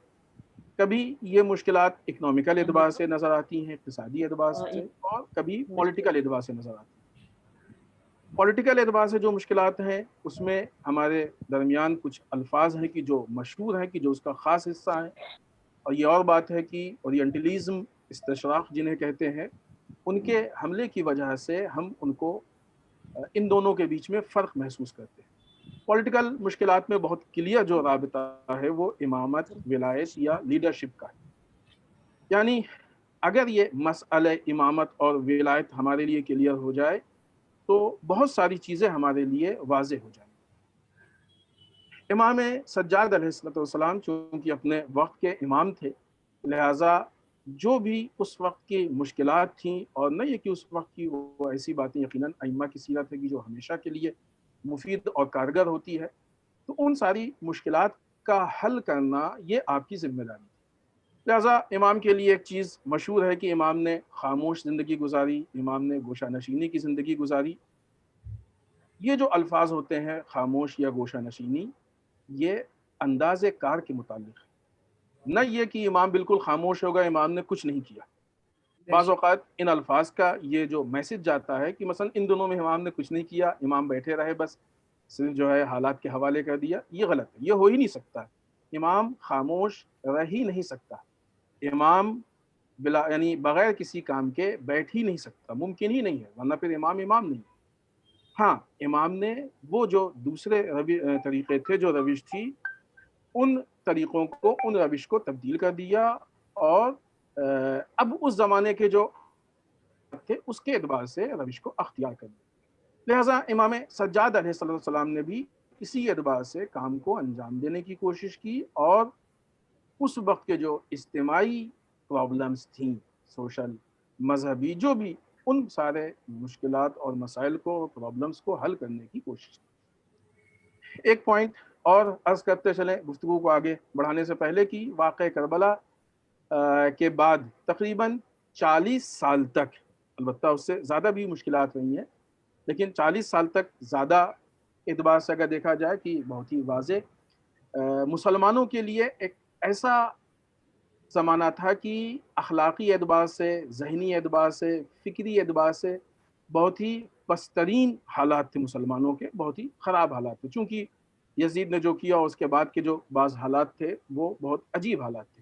ظاہر ہے ان حالات پہ تفصیلی گفتگو نہیں کر سکتے کیونکہ ہمیں اپنے وقت کے اندر بات کو ختم کرنی ہے۔ لہٰذا اس دوران عالم اسلام ایک عجیب حالت میں تھا، اور دوسری طرف سے چونکہ امام حسین علیہ السلام کی شہادت کے بعد مدینے میں جو ایک سوگ تھا، مکے کے جو حالات تھے، کوفے میں جو ایک شرمندگی کی حالات تھی، شام میں ایک پچھتاوے کے حالات تھے، یہ جو صورتحال تھے، یہ اموی حکمران نے، بنی امیہ کے افراد نے دنیا کے فائدے کے لیے ان کو استعمال کیا، یوز کیا، اور اس سے دنیاوی فائدہ اٹھایا۔ چونکہ بنی امیہ کی جو روش رہی ہے، اس نے ہمیشہ دین کو استعمال کیا ہے، اور دین کو استعمال کر کے اپنا فائدہ اٹھایا، یوز کیا ہے دین کو، لہٰذا وہ کوئی بھی موقع کو خالی نہیں جانے دیتے تھے، یوز کرتے تھے۔ بنی امیہ نے اس کو بھی یوز کیا ہے، اور یوز کر کے، استعمال کر کے مسلمانوں کے جو بنیادی عقائد تھے، جو روزمرہ کے اعمال تھے، جو ان کے اخلاق تھے،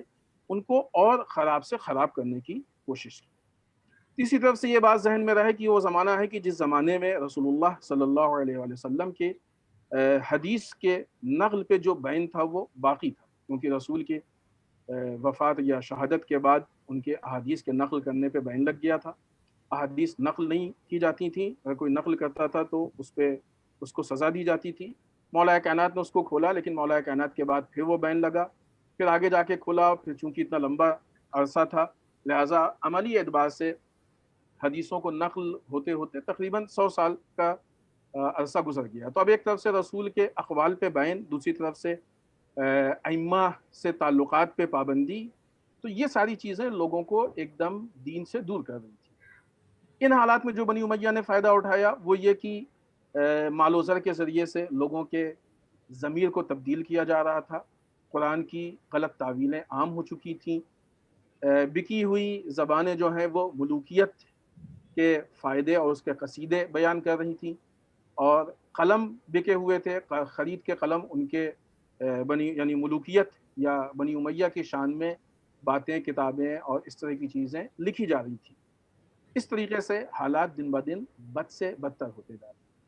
ابن زیاد، حجاج، عبد الملک بن مروان جیسے جو افراد گزرے ہیں، انہوں نے اسلامی احکام کو یا یوں کہا جائے کلن اسلام کو ایک کھلونا بنا لیا تھا، اور ایسی حکومتوں کے زیر سایہ ظاہر سی بات ہے کہ لوگوں کی نہ یہ کہ دینی تربیت نہیں ہو سکتی ہے، بلکہ دین کے نام پہ بے دینی کی تربیت ہو رہی تھی۔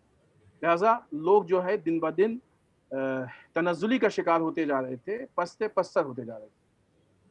ان حالات میں یہ ہم نے یہ کوشش کی ہے کہ ان چند جملوں میں تھوڑا سا حالات کی آگاہی ہو، کہ اگرچہ یہ بہت ناکافی ہے ان حالات کو بیان کرنے کے لیے، لیکن ان حالات میں امام سجاد علیہ السلام کے سامنے جو چیلنج تھا وہ یہ کہ لوگوں کے سامنے دین کو پیش کریں، دین کو بچائیں، اور جو دین کی بنیادی چیزیں ہیں ان کو محفوظ رکھیں۔ لہٰذا امام نے دعاؤں کے ذریعے سے ہدایت، تعلیمات اسلامی، ان چیزوں کو لوگوں تک پہنچایا اور لوگوں کو اللہ سے نزدیک کرنے کی کوشش کی۔ لہٰذا اب پھر وہ بات ہم عرض کریں کہ صحیفہ سجادیہ صرف اللہ کے ساتھ راز و نیاز اور حاجت کو بیان نہیں کرنے کی چیز ہے، بلکہ وہ تو ہے، اس سے انکار نہیں ہے، بلکہ اس کے ساتھ ساتھ علوم، تعلیمات اسلامی، ان ساری چیزوں کا ایک بہت بیکراں دریا ہے، ایک بہت بڑا دریا ہے کہ جس میں عقیدتی، کلچرل، اجتماعی یعنی سوشل، پولیٹیکل، یہ ساری چیزیں موجود ہیں، اور ہم ان ساری چیزوں کو صحیفہ سجادیہ سے حاصل کر سکتے ہیں۔ یہ ہماری نگاہوں کے بدلنے کی ضرورت ہے کہ ہم صحیفہ سجادیہ کو صرف محدود نگاہ سے نہ دیکھیں۔ لہٰذا امام سجاد علیہ السلام نے، چونکہ یہ ساری چیزیں ہم نے عرض کیا کہ لیڈرشپ اور ولایت اور جتنی بھی اجتماعی پرابلمز ہیں جو ہم نے بعض مثالیں عرض کی، اخلاقی ہو، پولیٹیکل ہو، فرہنگی ہو، تعلیماتی ہو، یہ سب پلٹتی ہیں لیڈرشپ پہ، ولایت پہ یا امام پہ، کیونکہ ساری چیزوں کے امام مینیج کرتا ہے، اور اسی لیے بنی امیہ یا حکمران نے بہت زیادہ حالات ایسے نہیں ہونے دیے کہ امام اپنے کام کو انجام دے سکے۔ امام سجاد علیہ السلام نے انہی چیزوں کو نگاہ میں رکھتے ہوئے اپنی دعاؤں کے ذریعے بہت سی جگہوں پہ پولیٹیکل مسائل، خاص کر کے امامت، یہ لفظ امام یا امامت ایسا نہیں ہے کہ جو ہم سمجھتے ہیں کہ صرف مذہبی ہے کہ امام دین کے مسائل بیان کرے، پھر نماز پڑھائے، نہیں، دین کے مسائل ہیں اپنی جگہ پہ، دین کا نظام ہے اپنی جگہ پہ، لیکن نظام کو نافذ کرنا جو کہ ڈائریکٹ حکومت ہے اور ایک پولیٹیکل سسٹم ہے، وہ امام کی ذمہ داریوں میں سے ہے۔ لہٰذا امامت، معاشرے کی لیڈرشپ، ان مسائل کو پیش کیا ہے۔ مثال کے طور پہ دعائے مکارم الاخلاق کے بھی ہم اس کے بعض حصے کو پیش بھی کریں گے، جو غالباً 20ویں دعا ہے، پھر یا دعائے روز عرفہ یا دعائے عید قربان، دعائے جمعہ، اس میں بہت سارے، اور ان کے علاوہ بھی دوسری دعاؤں میں بہت سارے مسائل کو امام نے ڈسکس کیا، پیش کیا۔ ابھی جو اس وقت کے بنی امیہ کے حالات کی جس کی طرف ہم نے ہلکا سا اشارہ کیا ہے، ان حالات میں امام نے صحیفہ سجادیہ کے ذریعے، یہ بات اس لیے اہم ہے کہ ہم اپنے زمانے کی دہائی دیتے ہیں، یہ زمانہ بہت خراب ہے، ہم کچھ نہیں کر سکتے، ہمیں چپ رہنا چاہیے، صرف حالات کو نہیں، ہمیں امام سے حالات کو فیس کرنے کا سلیقہ سیکھنا چاہیے۔ بے شک امام نے ان حالات میں صحیفہ سجادیہ میں جو دعائیں ہیں، ان دعاؤں کے ذریعے سے اس وقت جو بنی امیہ کے فرعون تھے ان کے پاؤں تلے زمین کھینچ لی، ان کے پیروں کو ہلا دیا، ورنہ جو سلسلہ ہے ائمہ کی شہادت کا، خود امام سجاد علیہ السلام کی شہادت کا، یہ اس بات کی دلیل ہے کہ بنی امیہ کے حکمران آپ کی پولیٹکس سے، کہ جو کہ آپ جسے ہم لوگ کہتے ہیں نا گوشہ نشینی، خاموش زندگی، اس خاموش پولیٹکس سے، گوشہ نشینی کی پولیٹکس سے اتنا پریشان ہو گئے تھے کہ وہ روک نہیں پا رہے تھے۔ نتیجے میں پھر انہوں نے سوچا کہ اب اس کے علاوہ کوئی راستہ نہیں ہے کہ امام کو زہر دے کے شہید کیا جائے تاکہ یہ سلسلہ منقطع ہو جائے، اور سلسلہ رک جائے۔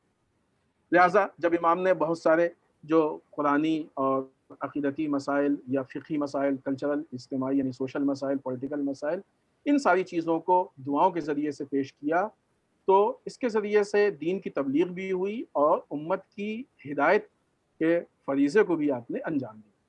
ان میں سے ہم بعض دعاؤں کی کچھ پوائنٹس بعنوان مثال پیش کریں، اور شاید وقت بھی ہمارے پاس بہت زیادہ نہیں ہے، تقریباً صرف 7-8 منٹ بچا ہے، تو ہم اپنی بات کو اس میں ختم کرنے کی کوشش کریں گے۔ پہلی مثال کی خود جو دعائے مکارم الاخلاق ہے، بہت ہی مشہور دعا ہے دعائے مکارم الاخلاق۔ ہم خود صحیفہ سجادیہ اور بالخصوص اس میں دعائے مکارم الاخلاق کو بہت ہی گہرائی کے ساتھ پڑھنے اور سمجھنے کی کوشش کریں تاکہ امام کی تعلیمات سے آشنا ہو سکے. ہم بہت جلدی سے اس کا ایک اقتباس کا ترجمہ آپ کی خدمت میں پیش کرتے ہیں. امام فرماتے ہیں کہ خدایا محمد اور آل محمد پر درود بھیج. خوب یہ بھی ایک پوائنٹ آپ کی خدمت میں عرض کریں کہ یہ وہ زمانہ تھا کہ جس زمانے میں لوگ اپنے لڑکوں کا نام علی نہیں رکھ پاتے تھے, اتنے سخت حالات تھے. اچھا. ان حالات میں اب آپ دیکھیں صحیفہ سجادیہ میں سب سے زیادہ جو جملہ ہے جو ریپیٹ ہوا ہے وہ محمد و آل محمد علیہ السلام پہ صلوات. یہ خود اس وقت ایک بہت اہم, آج بھی صلوات بہت اہم ہے, اس کی بے انتہا فضیلت ہے, اجر ہے, ثواب ہے, اس میں کوئی شک نہیں. لیکن آج کے حالات وہ حالات نہیں ہیں. اس وقت نہایت ہی بدترین حالات تھے. ان بدترین حالات میں امام محمد و آل محمد پہ صلوات اور بار بار دعاؤں میں کئی مرتبہ, تو یہ خود ایک بہت بڑا میسج اور تبلیغ تھا کہ جو امام کی طرف سے تھا. خدایا محمد و آل محمد صلی اللہ علیہ وسلم پر درود بھیج اور مجھے ان لوگوں کے مقابل طاقت و قوت عطا کر جو مجھ پر ظلم روا رکھتے ہیں, اور ان لوگوں کے خلاف برہان و زبان عطا کر جو میرے ساتھ جھگڑا کرتے ہیں, اور ان لوگوں کے مقابل فتح و کامرانی عطا فرما جو میرے ساتھ عناد و عداوت برتتے, اور ان لوگوں کے مقابل راہ و تدبیر عطا کر جو مجھ سے سوء ظن رکھتے ہیں اور میرے خلاف ہیلا یا بہانہ تلاش کرتے ہیں اور مکر کا سہارا لیتے ہیں, اور ان لوگوں کے مقابل مجھے طاقت اور قدرت عطا فرما جو مجھے آزار پہنچاتے ہیں, اور ان لوگوں کے مقابل قوت تردید عطا فرما کہ جو میری عیب جوئی اور دشنام ترازی یعنی ہم کو برا بھلا کہتے ہیں. یہ جو حصہ ہے کہا جاتا ہے کہ امام سجاد علیہ السلام کی دعا کا حصہ در واقع اموی حکومت اور عبد الملک کے عمال, خاص طور پہ مدینہ کا جو والی حشام بن اسماعیل مخزومی تھا, اس کے ظلم و تشدد اور جو اس کی دھمکیاں تھیں اس کے مقابل میں امام نے یہ حصہ ارشاد فرمایا ہے کہ جس کے جو اقتباس ہے وہ پوری طریقے سے واضح ہے کہ امام وقت کے جو حکومت کا سسٹم تھا اس پہ اعتراض کر رہے ہیں اور اس کے خلاف امام آواز بلند کر رہے ہیں.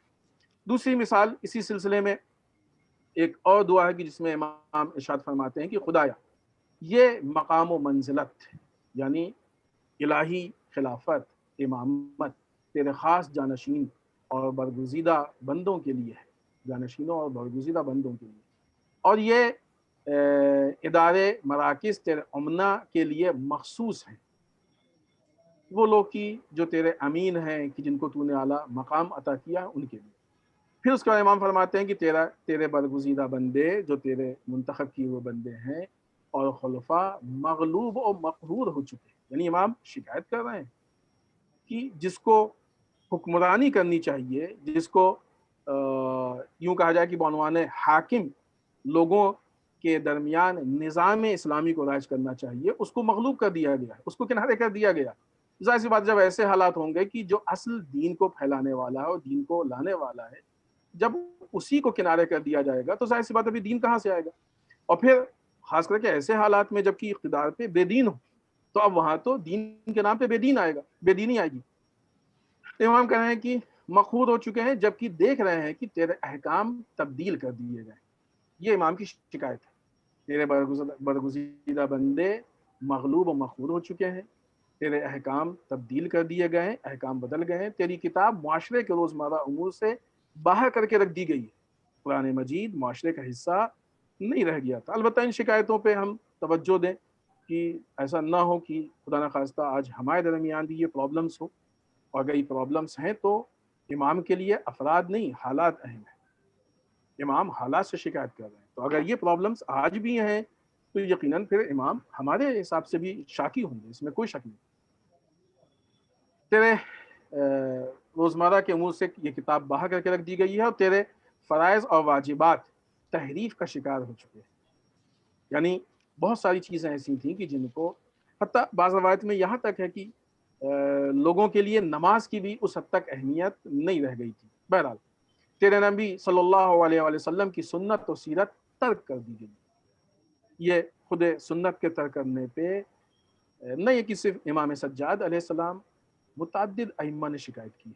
खुद इमाम हुसैन अलैहिस्सलाम ने जो बसरे वालों के नाम खत लिखा है उसमें शिकवा किया है कि सुन्नत मरती जा रही है और बिदअतें जिंदा होती जा रही हैं। फिर उसके बाद इमाम फरमाते हैं कि खुदाया अव्वलीन और आखिरीन में से अपने बरगुज़ीदा बंदों के दुश्मनों और उनके इत्तिबा और पैरोकारों और उनके आमाल पर राज़ी और खुशनूद होने वालों पर लानत भेज। यानी शिकायत हमको सिर्फ उन लोगों से नहीं है कि जो गलत कर रहे हैं, उनसे तो शिकायत है ही, उसके साथ साथ उन लोगों से भी शिकायत है कि जो उनको फॉलो करते हैं, जो उनकी पैरवी करते हैं, और उनसे भी शिकायत है कि जो उनके फेल पे राज़ी हैं। यानी सिर्फ ये नहीं कि सिर्फ उनको फॉलो कर रहे हैं, नहीं, खामोश बैठे हैं, कुछ नहीं कर रहे, लेकिन राज़ी हैं कि ठीक है जो हो रहा है ठीक है, उन पे भी इमाम कह रहे हैं लानत भेज और उन्हें अपनी रहमत से दूर फरमा। तो यहाँ पे अगर देखें इस हिस्से को तो इमाम बहुत ही वाज़ेह और क्लियर अगर देखा जाए तो इमामत और उम्मत के दरमियान जो रिश्ता है या उम्मत की जो रहबरी है कि जो अहले बैत अतहार अलैहिस्सलाम के साथ मखसूस है, उस ओहदे को ज़ालिमीन और सितमगरों ने गस्ब कर रखा है, उस पे इमाम शिकवा कर रहे हैं। और इमाम दरवाक़े एक क्वेश्चन मार्क पैदा कर रहे हैं कि जो बनी उमैया की हुक्मरानी वो शरई एतबार से या कानूनी हैसियत से वो क्वेश्चन मार्क के दायरे में। एक आखिरी मिसाल पेश करें और अपनी बात को हम ख़त्म करें, इससे ज़्यादा वक्त में गुंजाइश नहीं। खुद दुआ अरफा ये बात वाज़ेह कर दें कि जो हमारे दरमियान मशहूर है वो दुआ अरफा है जो इमाम हुसैन अलैहिस्सलाम ने पढ़ी थी, लेकिन खुद इमाम सज्जाद अलैहिस्सलाम की भी एक दुआ अरफा है जो सहीफ़े सज्जादिया में उन 54 दुआओं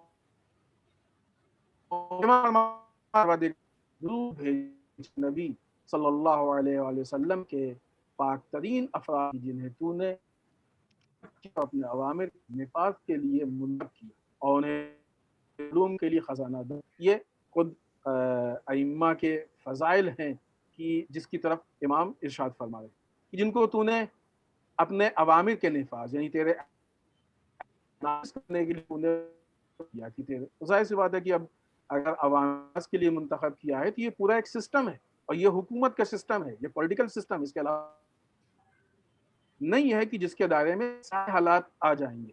और उन्हें तूने अपने उलूम के लिए खजानादार, तेरे उलूम के खजानादार है, अपने दीन के लिए निगहबान, रूए ज़मीन पर अपना जानशीन, अपने बंदों पे अपनी हुज्जत और अपनी ही मशीयत से उन्हें हर किस्म की पलीदगी और रिज़्क़ यकबारगी के साथ पाक व मुतहर फरमाया है।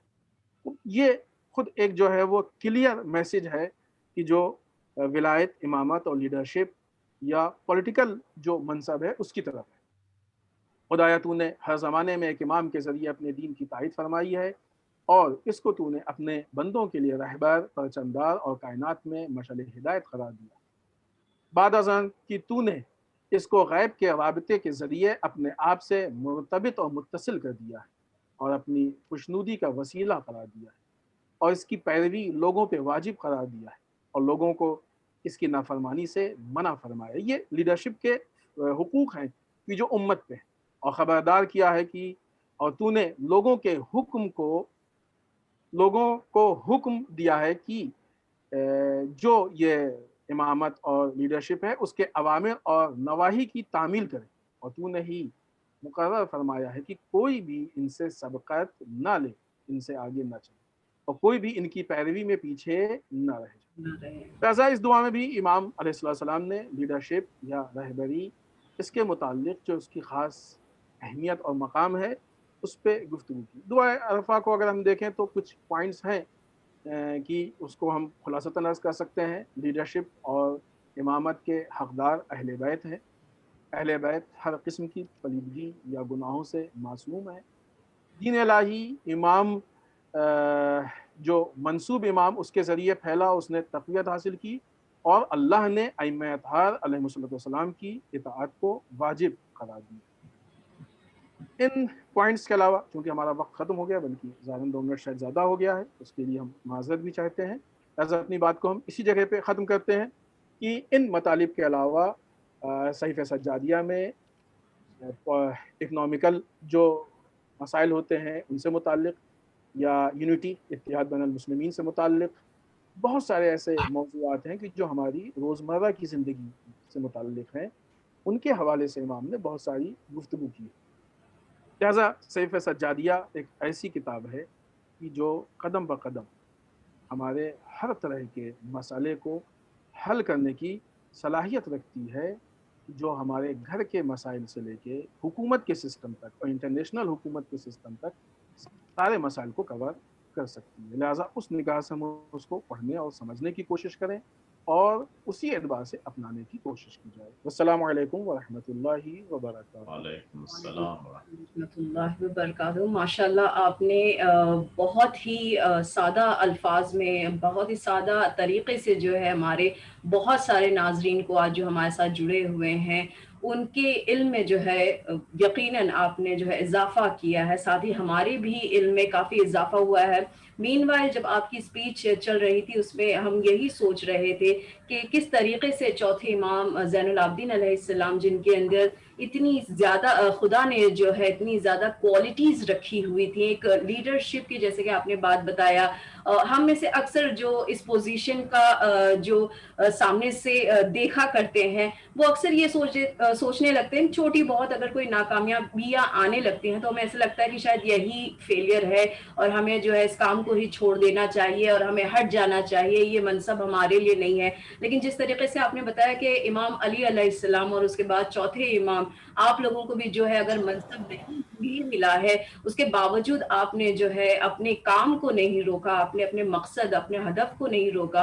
اور بہت ہی بہترین طریقے سے ہمارے سامنے جو ہے اس طریقے کی کتاب ہے جو کہ ہمیں ہیومن رائٹس سکھاتی ہے، انسانوں کے اندر کس طریقے کے حقوق ہونا چاہیے، اور آرٹ آف پریئر سکھاتی کہ کس طریقے سے ہمیں اللہ سے جو ہے کون سے آرٹ سے جو ہے دعا مانگنی چاہیے. بہت ہی بہترین آپ کی اسپیچ رہی Agha. Thank you so much for your words. اسی کے ساتھ ہم ریمارکس لینا چاہیں گے آغا محسن عاشوری صاحب سے. آغا. آقای مولانا فیاض واقع خیلی ممنون، متشکر خواهش از میکنم. اینکه قبول زحمت فرمودید و در این بحث شرکت کردید. یک فرمودید. مباحثه طلبگیه که خواستیم به نحوی نسبت به صحیفه سجادیه هم تبلیغ بشه، همین که بشناسونیم صحیفه رو به جوانها و مردم که بالاخره از صحیفه دور نشن. حضرت امام خمینی رحمت الله علیه در آخرین وصیت‌نامه خودش از دعاهایی که از اهل بیت علیهم السلام نقل شده تعبیر به قرآن صاعد دارن. صاعد یعنی صعود کننده. بله. قرآن نازل از طرف خداوند به سوی بنده خدا آمده، قرآن صاعد از طرف اهل بیت به ما آموزش دادن که با خدا صحبت کنیم. لذا این هستش که صحیفه سجادیه رو تعبیر به قرآن صاعد کرد. از طرف دیگر مقام معظم رهبری برای حل مشکلات مخصوصا در اوایلی که کووید آمده بود اشاره داشتن که مردم رو دعوت کردن به خواندن دعای هفتم صحیفه سجادیه برای حل این مشکل. اینها نشانگر این هستش که به حال دعا نقش مهمی در زندگی بشر داره. همونجور که گفتید در دعای مکارم الاخلاق هم به اخلاق فردی اشاره می شود هم به اخلاق اجتماعی.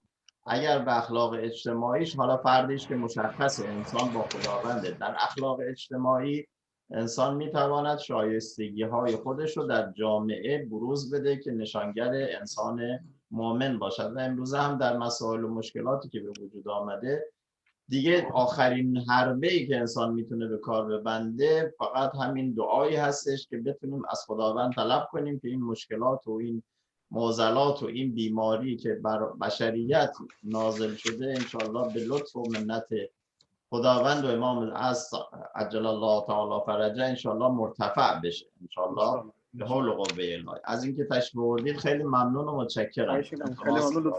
سلامت بشید. تھینک یو سو مچ.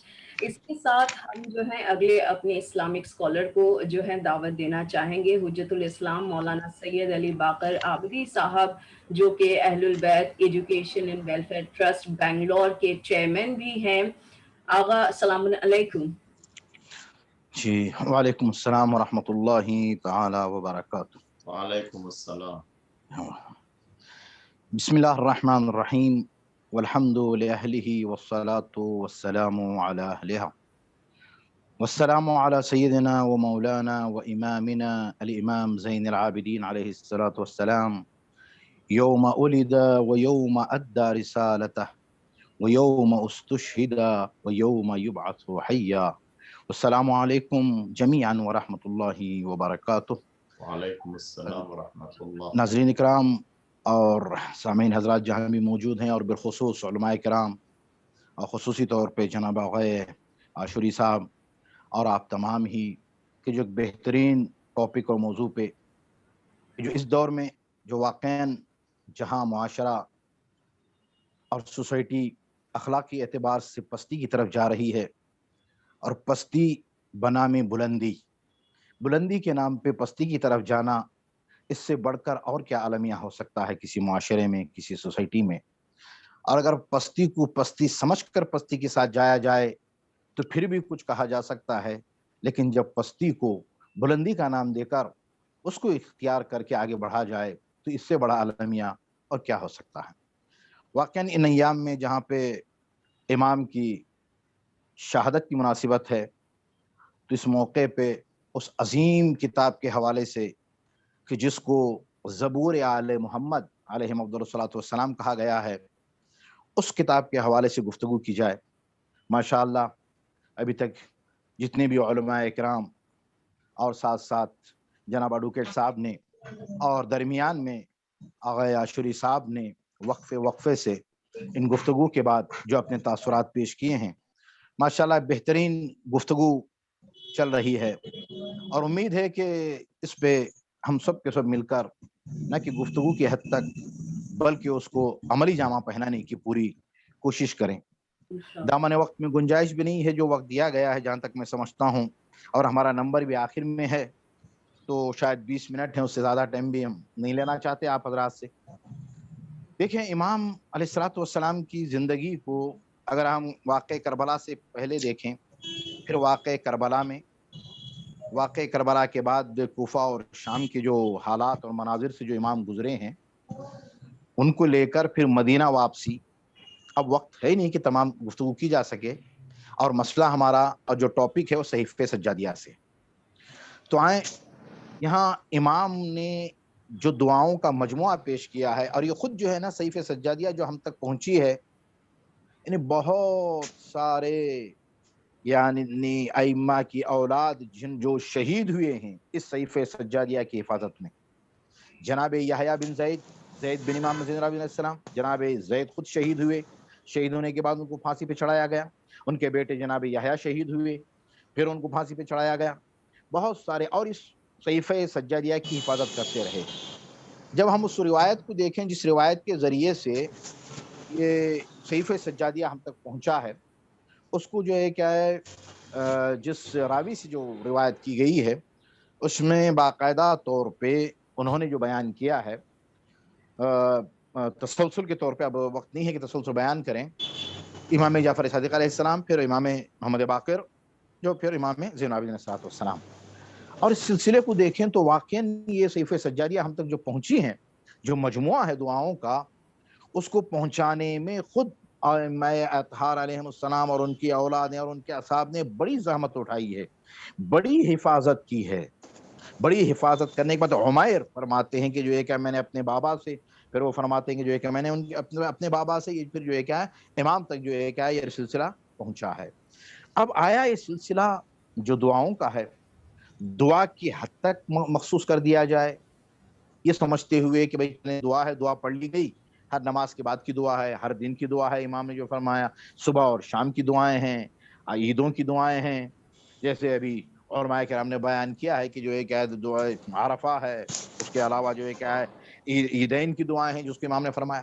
اگر تھوڑا سا غور کریں تو پورا ایک نظام کائنات یا پورا ایک نظام زندگی امام نے دعاؤں کی شکل میں پیش کر دیا.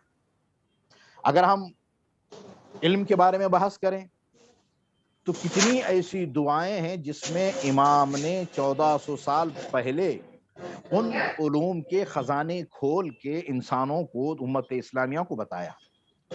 امام دعاؤں میں ایک دعا میں فرماتے ہیں کہ یا من یعلم زینت الفی، کہ تیری تمام تعریفیں تیرے لیے پروردگار کہ جو سائے کے ویٹ اور وزن کو جانتا ہے. یا من یعلم زینت الماء، کیا اور توری ذات وہ ہے مقدس ذات، پاک و پاکیزہ ذات کہ جو پانی کے ویٹ اور وزن کو جانتی ہے. یہ 1400 سال پہلے امام زین العابدین علیہ السلام امام دعا کے ذریعے فرما رہے ہیں کہ پانی کا بھی ایک ویٹ ہوتا ہے، پانی کا وزن ہے، لیکن کسی کو پتا نہیں تھا کہ پانی کا وزن ہے. بعد میں چل کے ترقی ہوئی تو پتا چلا کہ پانی کا وزن ہے. اب اس سے آگے بڑھ کر یا من یعلم زینت الہوا، کہ پاک و مقدس ہے وہ ہستی اے پروردگار کہ جو ہوا کے وزن کو جانتی ہے. یعنی ہوا کے وزن کا ابھی پتا چل گیا ہے. اب اس کے بعد سائے کے وزن کا ابھی تک پتا نہیں چلا ہے، لیکن امام نے 1400 سال پہلے ارشاد فرمایا کہ یہ جو سایہ پڑتا ہے ہر چیز کا، اس سائے کا بھی وزن ہے. یعنی دیکھیں یہ دعا نہیں ہے، یہ بلکہ علوم کے وہ خزانے ہیں جو امام پوری امت اسلامیہ کو دے رہے ہیں کہ اے امت محمد، میری نانا کی امت، میرے جد کی امت، اس میں تلاش کرو. اور مصیبت کیا ہوئی ہماری کہ جب بھی کوئی ایک نئی سائنسی ٹیکنالوجی طور پہ ترقی سامنے آتی ہے تو ہم صرف یہ کہہ کے بیٹھ جاتے ہیں کہ ہاں بھائی یہ ترقی، یہ تو ہمارے امام نے 1400 سال پہلے کہہ دیا. جی تو کتنی بڑی مصیبت کی بات ہے کہ چاہیے، کس کو چاہیے تھا؟ یہ ہمیں چاہیے تھا کہ امام کے قول سے، امام کی دعا سے ہم وہاں تک پہنچ کے ثابت کرتے، پھر یہ بتاتے کہ دیکھو ہمارے امام نے 1400 سال پہلے کہا تھا، آج ہم ان کے چاہنے والوں نے یہ چیز ثابت کر کے سائنسی طور پہ آپ کے سامنے پیش کیا. لیکن افسوس جب امت اہل بیت علیہ السلام کے در سے دور ہونے لگی تو پھر مصیبتیں اس امت پہ نازل ہونا شروع ہو گئی. تو صحیفہ سجادیہ پورا ایک نظام زندگی ہے جو امام نے پیش کیا ان حالات کے اعتبار سے. دیکھیں امام ہوتا ہے.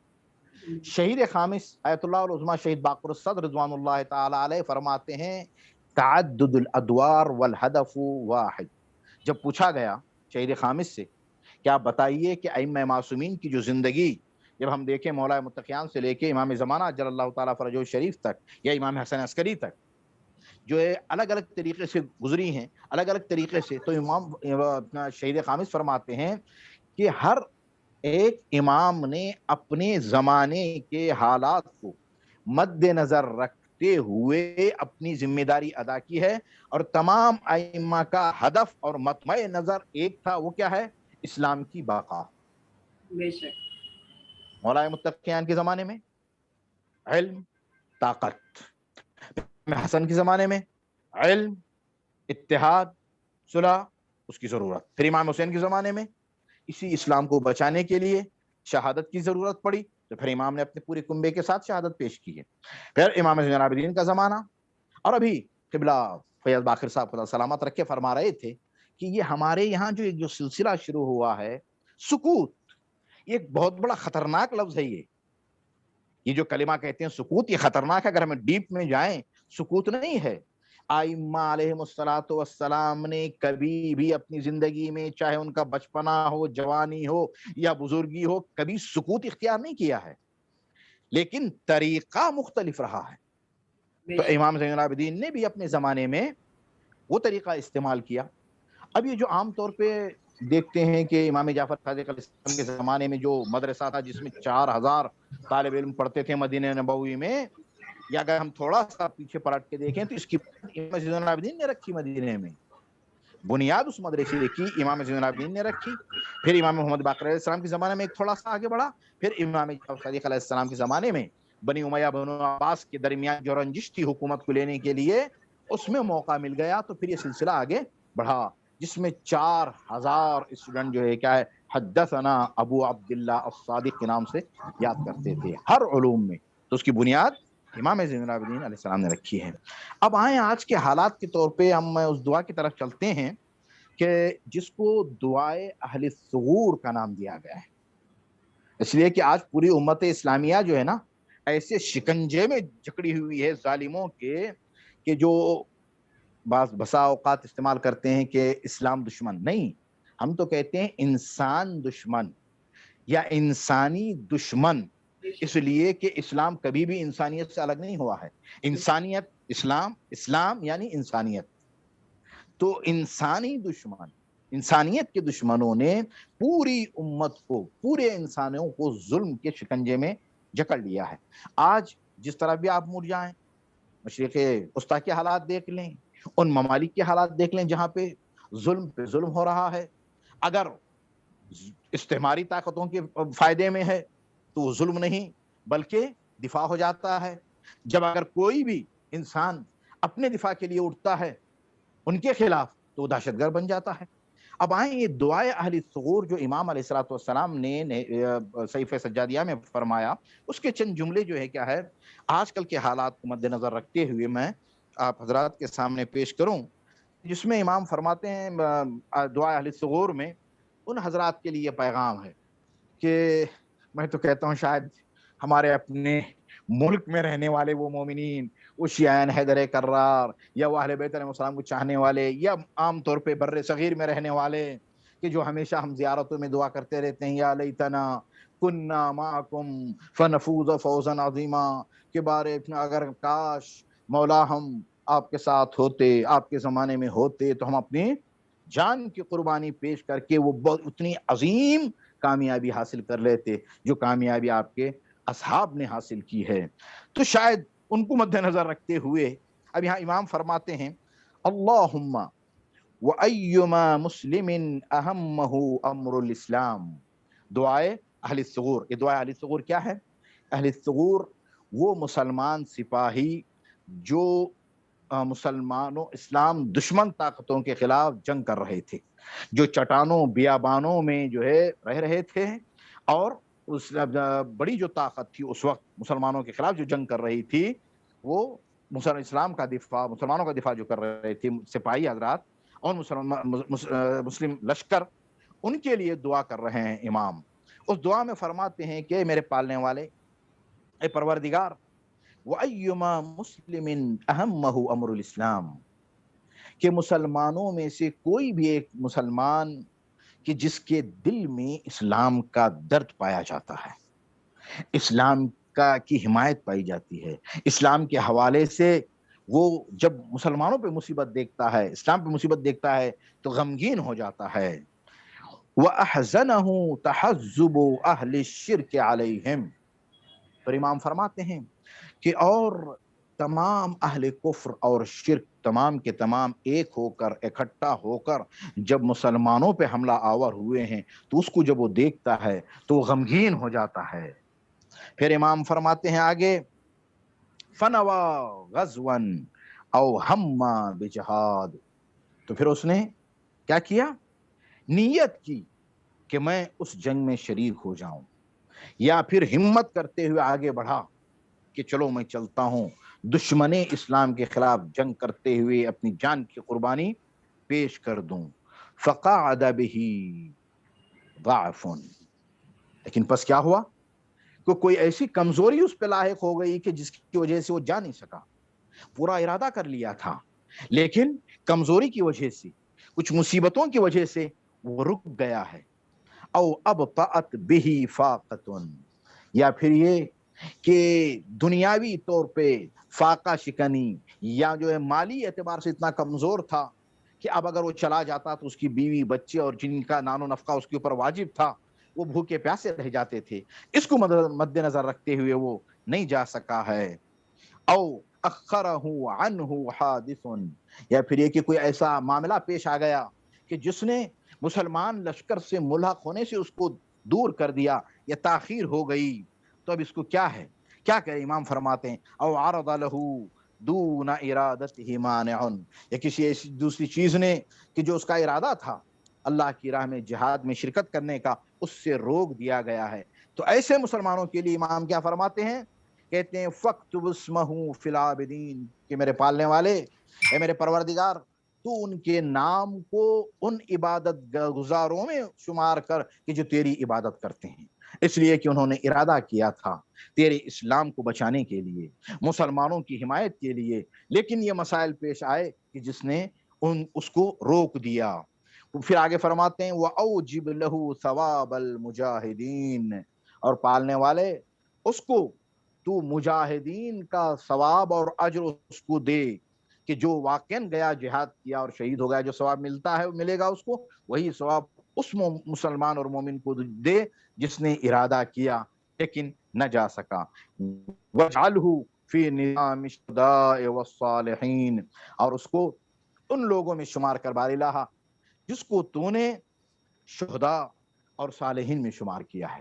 اب آئیں یہاں پہ رک کے اس موقع پہ، اور واقعاً جس کی طرف ابھی آغا عاشوری صاحب نے بھی اشارہ کیا، کیا معظم رہبر نے جس دعا کے لیے کہا تھا کورونا کے حوالے سے، اور واقعاً صحیفہ سجادیہ زبور آل محمد سلام اللہ علیہ، یہاں پہ ایک مستشرق کی بات میں بیان کرتا ہوں، بیان کر کے وقت کے اندر ہی میں اپنی انشاءاللہ تعالی بات کو سمیٹ لوں گا، کہ جس میں ایک مستشرق لندن کا، برطانیہ کا تھا، اس کو جب صحیفہ سجادیہ ٹرانسلیشن انگلش میں ملی اور اس نے پڑھنے کے بعد وہ یہ کہتا ہے مسلمانوں سے، بالخصوص کچھ علماء سے، شیعہ علماء سے، کہ کہتا ہے کہ کیا آپ حضرات کے پاس اتنا پیسہ نہیں ہے کہ جس کے ذریعے سے اس صحیفہ سجادیہ جو ٹرانسلیٹڈ ہے، ترجمہ کیا ہوا انگلش میں، دنیا بھر کی لینگویجز میں، زبانوں میں اس کو ترجمہ کر کے آپ لوگوں تک پہنچائیں؟ اس لیے کہ اگر آپ کے پاس، جس طرح سے شہید مطہری رضوان اللہ تعالی علیہ نے فرمایا کہ اگر اسلام کی حقانیت کے لیے، مذہب تشیع کی حقانیت کے لیے، اسلام کی حقانیت کے لیے صرف صحیفہ سجادیہ ہو تو ہی کافی ہے۔ اب وہ کون کہتا ہے؟ ایک مستشرق کہہ رہا ہے کہ یہ کتاب صحیفہ سجادیہ، جب اس کے مفاہیم کو ہم پڑھتے ہیں تو ہمیں پتہ چلتا ہے کہ اسلام کس دین کا نام ہے، کس نظام زندگی کا نام ہے، کس نظام کائنات کا نام ہے۔ تو یہ صحیفہ سجادیہ جو دعاؤں کے ذریعے سے امام نے علوم کے خزانے، جہاد کے خزانے، ظالم کے خلاف جہاد، ضروری نہیں ہے کہ تلوار لے کر جہاد کریں، اور امام کا جو جہاد رہا ہے، امام کا واقعاً وہ بہت عظیم جہاد، خود کربلا میں، پھر کوفے میں اور شام میں امام کا جو جہاد رہا ہے، خطبات کے ذریعے سے امام حسین کی ذمہ داری عصر عاشور ختم ہوتی ہے اور امام زین العابدین کی ذمہ داری عصر عاشور شروع ہوتی ہے۔ بے شک جب تک امام حسین سید و سردار قافلہ ہیں، جناب عباس ہیں، جناب علی اکبر ہیں، قاسم ہیں، سب کچھ ہیں، اور جہاں پہ ثانی زہرا کی قیادت میں قافلہ آتا ہے وہاں پہ اکیلا معصوم بیمار امام۔ اور یہاں پہ رکے میں براکٹ میں ایک ہمارے یہاں ایک بڑا مسئلہ شروع ہے کہ جب بھی ہم امام زین العابدین کا نام لیتے ہیں تو وہاں پہ جو کہ بیمار بیمار کہہ کے اس طرح کا ایک شعور پیدا کر دیا ہے کہ نعوذ باللہ گویا امام پیدا ہی بیمار ہوئے، بیمار ہی دنیا سے چلے گئے۔ نہیں، یہ مصلحت خداوندی تھی۔ اکثر روایات میں ہے کہ شب عاشور امام بیمار ہوئے ہیں، اور عاشور کا دن اس لیے کہ لیس علی المریض حرج، بیمار پہ جہاد واجب نہیں ہے، اور اگر صحیح و سالم امام ہو تو امام کے اوپر واجب ہے کہ اپنے امام کا دفاع، نہ کہ اپنے بابا کا، اپنے امام وقت یعنی امام حسین کا دفاع واجب۔ تو خداوند عالم کی حکمت یہ رہی کہ امام زندہ رہیں، اور امام کا جہاد پھر جہاد باللسان ہے، یعنی خطبات کے ذریعے سے جو امام نے جہاد کیا، کربلا سے لے کے شام، پھر شام سے لے کے مدینہ، اور پوری اپنی زندگی کو۔ تو واقعاً آج کے اس دور میں ہم تھوڑا سا دیکھیں قیادت کے حوالے، جس کی طرف سے آغا فیاض باقر صاحب نے بھی اشارہ کیا کہ امام کی ذمہ داری پوری کی پوری جو ہے نا قیادت کی ذمہ داری ہے۔ امام کی ذمہ داری پورے معاشرے کو لے کے یہاں تک کہ ایک نماز و روزہ کے حکم سے لے کر حکومت کے قیام تک، اگر حالات سازگار ہیں تو پھر امام خاموش نہیں بیٹھتا۔ کتنی ایسی روایتیں ہیں جس کو ہم سنتے رہتے ہیں، اس خراسانی کا واقعہ بھی سنتے ہیں کہ جو امام کے پاس آیا، اس نے کہا مولا آپ قیام کیجئے گا، آپ کے اتنے لاکھوں ہزاروں شہدائی ہیں، پھر امام نے اشارہ کیا تو پھر پتا چلا کہ وہ خود بیچارے جو ہے کیا ہے، وہ تنور میں نہ جا سکے ہیں۔ جب پوچھا تو کہا کہ مولا میں ان تمام میں سب سے بہتر تھا جس کو انہوں نے اپنا نمائندہ بنا کے بھیجا ہے۔ تو مسئلہ حالات کے سازگار ہونے کا ہے، ایسا نہیں ہے۔ اور ہر امام نے اپنی جو ذمہ داری ادا کی ہے ان حالات کو مد نظر رکھتے ہوئے، تو اب ہمیں واقعاً یہ جو ویبنار جو منعقد کیا گیا ہے صحیفہ سجادیہ کے عنوان سے اور امام کی شہادت کی مناسبت سے، واقعاً آپ تمام حضرات کو خداوند عالم اجر عظیم عطا کرے. اور تمام جتنے بھی شریک ہوئے ہیں علماء, یہاں پہ امام کا ایک جملہ اور میں سمجھتا ہوں کہ ذمہ داری ختم ہونے سے پہلے ہی ادا کر دوں. ایک امام کی شجاعت, بہادری اور امام کی حق گوئی اور امام کا موقف. امام فرماتے ہیں دربار یزید میں, وہ مشہور و معروف واقعہ ہے کہ جب امام خطبہ دینے کے لیے چڑھے تو جو ہے کیا ہے, یزید نے جو ہے کیا ہے مؤذن سے کہا کہ جاؤ خطبہ تم جو اذان دے دو تاکہ جو ہے کیا ہے یہ رک جائیں, تاکہ حقائق لوگوں تک پتہ نہ چل سکے. بہرحال جب اذان ہوئی تو پھر امام نے اشارہ کیا, پھر اب اس سے امام فرماتے ہیں ایھا الخاطب لقد اشتریت سخط اللہ برضا المخلوق او سخط الخالق برضا المخلوق. اے خاطب, خطبہ دینے والے, تو نے اللہ کو ناراض کر کے بندوں کی خوشنودی حاصل کی ہے. اب یہاں پہ رک کے ایک نقطے طرف میں اشارہ کر دینا چاہتا ہوں کہ دیکھیں خطیب استعمال ہوتا ہے اور خاطب استعمال ہوتا ہے. عربی میں بولنے والا, مخاطب کرنے والا خاطب بھی ہے اور خطیب بھی ہے, دونوں میں بہت فرق ہے. ائمہ اسی لیے اصحاب فصاحت و بلاغت, علم کے وہ خزانے ہیں ائمہ اطہار علیہ السلام کہ جن کی زبان سے حکمت جاری ہوتی ہے. ایک ایک جملہ ائمہ کا حکمت ہے. امام نے اس کو خطیب نہیں کہا, ایھا الخطیب نہیں, ایھا الخاطب. اب ان دونوں میں فرق کیا ہے؟ خاطب اس کو کہتے ہیں کہ جو لوگوں کو, سامنے بیٹھے ہوئے لوگوں کو خوش کرنے کے لیے جو گفتگو کرے اس کو خطیب کہتے ہیں, اور جو اللہ کو راضی کرنے کے لیے گفتگو کرے اس کو خطیب کہتے ہیں. آج جو ممبر پہ تشریف لاتے ہیں ان کو خاطب نہیں کہا جاتا, خطیب کہا جاتا ہے. تو ضرورت یہ ہے آج کے ممبر پہ آنے والے خطبہ کی کہ وہ اللہ کی مرضی کو مد نظر رکھتے ہوئے بیان کریں, اس لیے کہ خطیب وہ ہوتا ہے کہ جو اللہ کی مرضی حاصل کرتا ہے اور لوگوں کی مرضی کا محتاج نہیں ہوتا ہے. اب انشاءاللہ تعالی خداوند عالم اب تمام حضرات کو, ہم تمام کو توفیق دے کے صحیح معنوں میں اس صحیفہ سجادیہ زبور آل محمد علیہ السلام کی دعاؤں کی تلاوت کر کے, پڑھ کر اور اس کو سمجھنے کی پوری کوشش کریں, اور یہ کوشش کریں ہم سب اور لوگوں تک یہ بات پہنچائیں, بالخصوص غیر مسلم حضرات تک اس صحیفہ سجادیہ کو. اور میں سمجھتا ہوں آغا عاشوری صاحب بھی تشریف فرما ہے, وہ بھی جو ہے کہ انشاءاللہ تعالیٰ اس موضوع پہ کریں گے کہ جو خود انڈیا میں اردو میں ترجمہ ہے, ہندی میں ہے, انگلش میں اور دوسرے لینگویجز جو ہماری تقریباً 18 لینگویج جو انڈیا میں خود پڑھی ہوئی ہیں اس میں ٹرانسلیشن کر کے یہ دوسروں تک بتایا جائے, کتاب پہنچائی جائے, تاکہ لوگوں کو پتہ چلے وحدانیت کا مفہوم کیا ہے, وجود خالق کا مفہوم کیا ہے, نبوت کا مفہوم کیا ہے, اہل بیت کا مفہوم کیا ہے, زندگی گزارنے کا مفہوم کیا ہے, اور پورا نظام زندگی کس کو کہتے ہیں. والسلام علیک ایھا الامام علی بن الحسین زین العابدین یوم ولدت ویوم ادیت رسالتک ویوم استشہدت ویوم تبعث حیا. والسلام علیکم ورحمۃ اللہ تعالی وبرکاتہ. وعلیکم السلام ورحمۃ اللہ وبرکاتہ.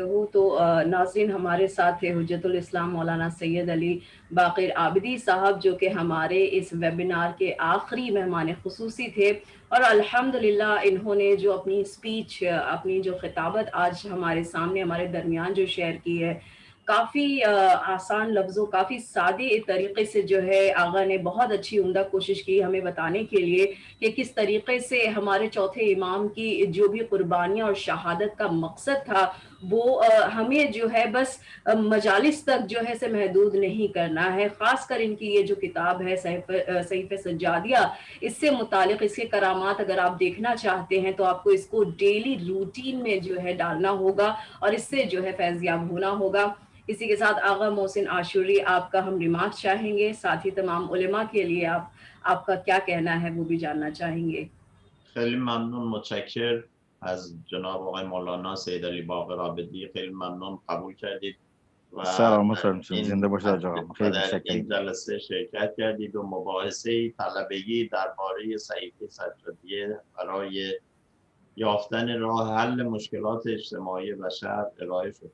همانطور که میدونیم بالاخره انسان در برابر خداوند یک مخلوق ضعیف ناتوانه, خلق الانسان ضعیفا, و برای اینکه بتواند بر مشکلاتش پیروز بشه حلش این هستش که حتما با مبدأ هستی، حتما با خالق هستی ارتباط برقرار بکنه و همه چیز ما میدونیم به دست خداوند و از ناشی از اراده خداوند است و نمیتونیم ما هیچ مشکلی را بدون اراده خداوند حل کنیم و باید از او کمک بگیریم، همونطور که در صحیفه هم بهمون تذکر داده شده است.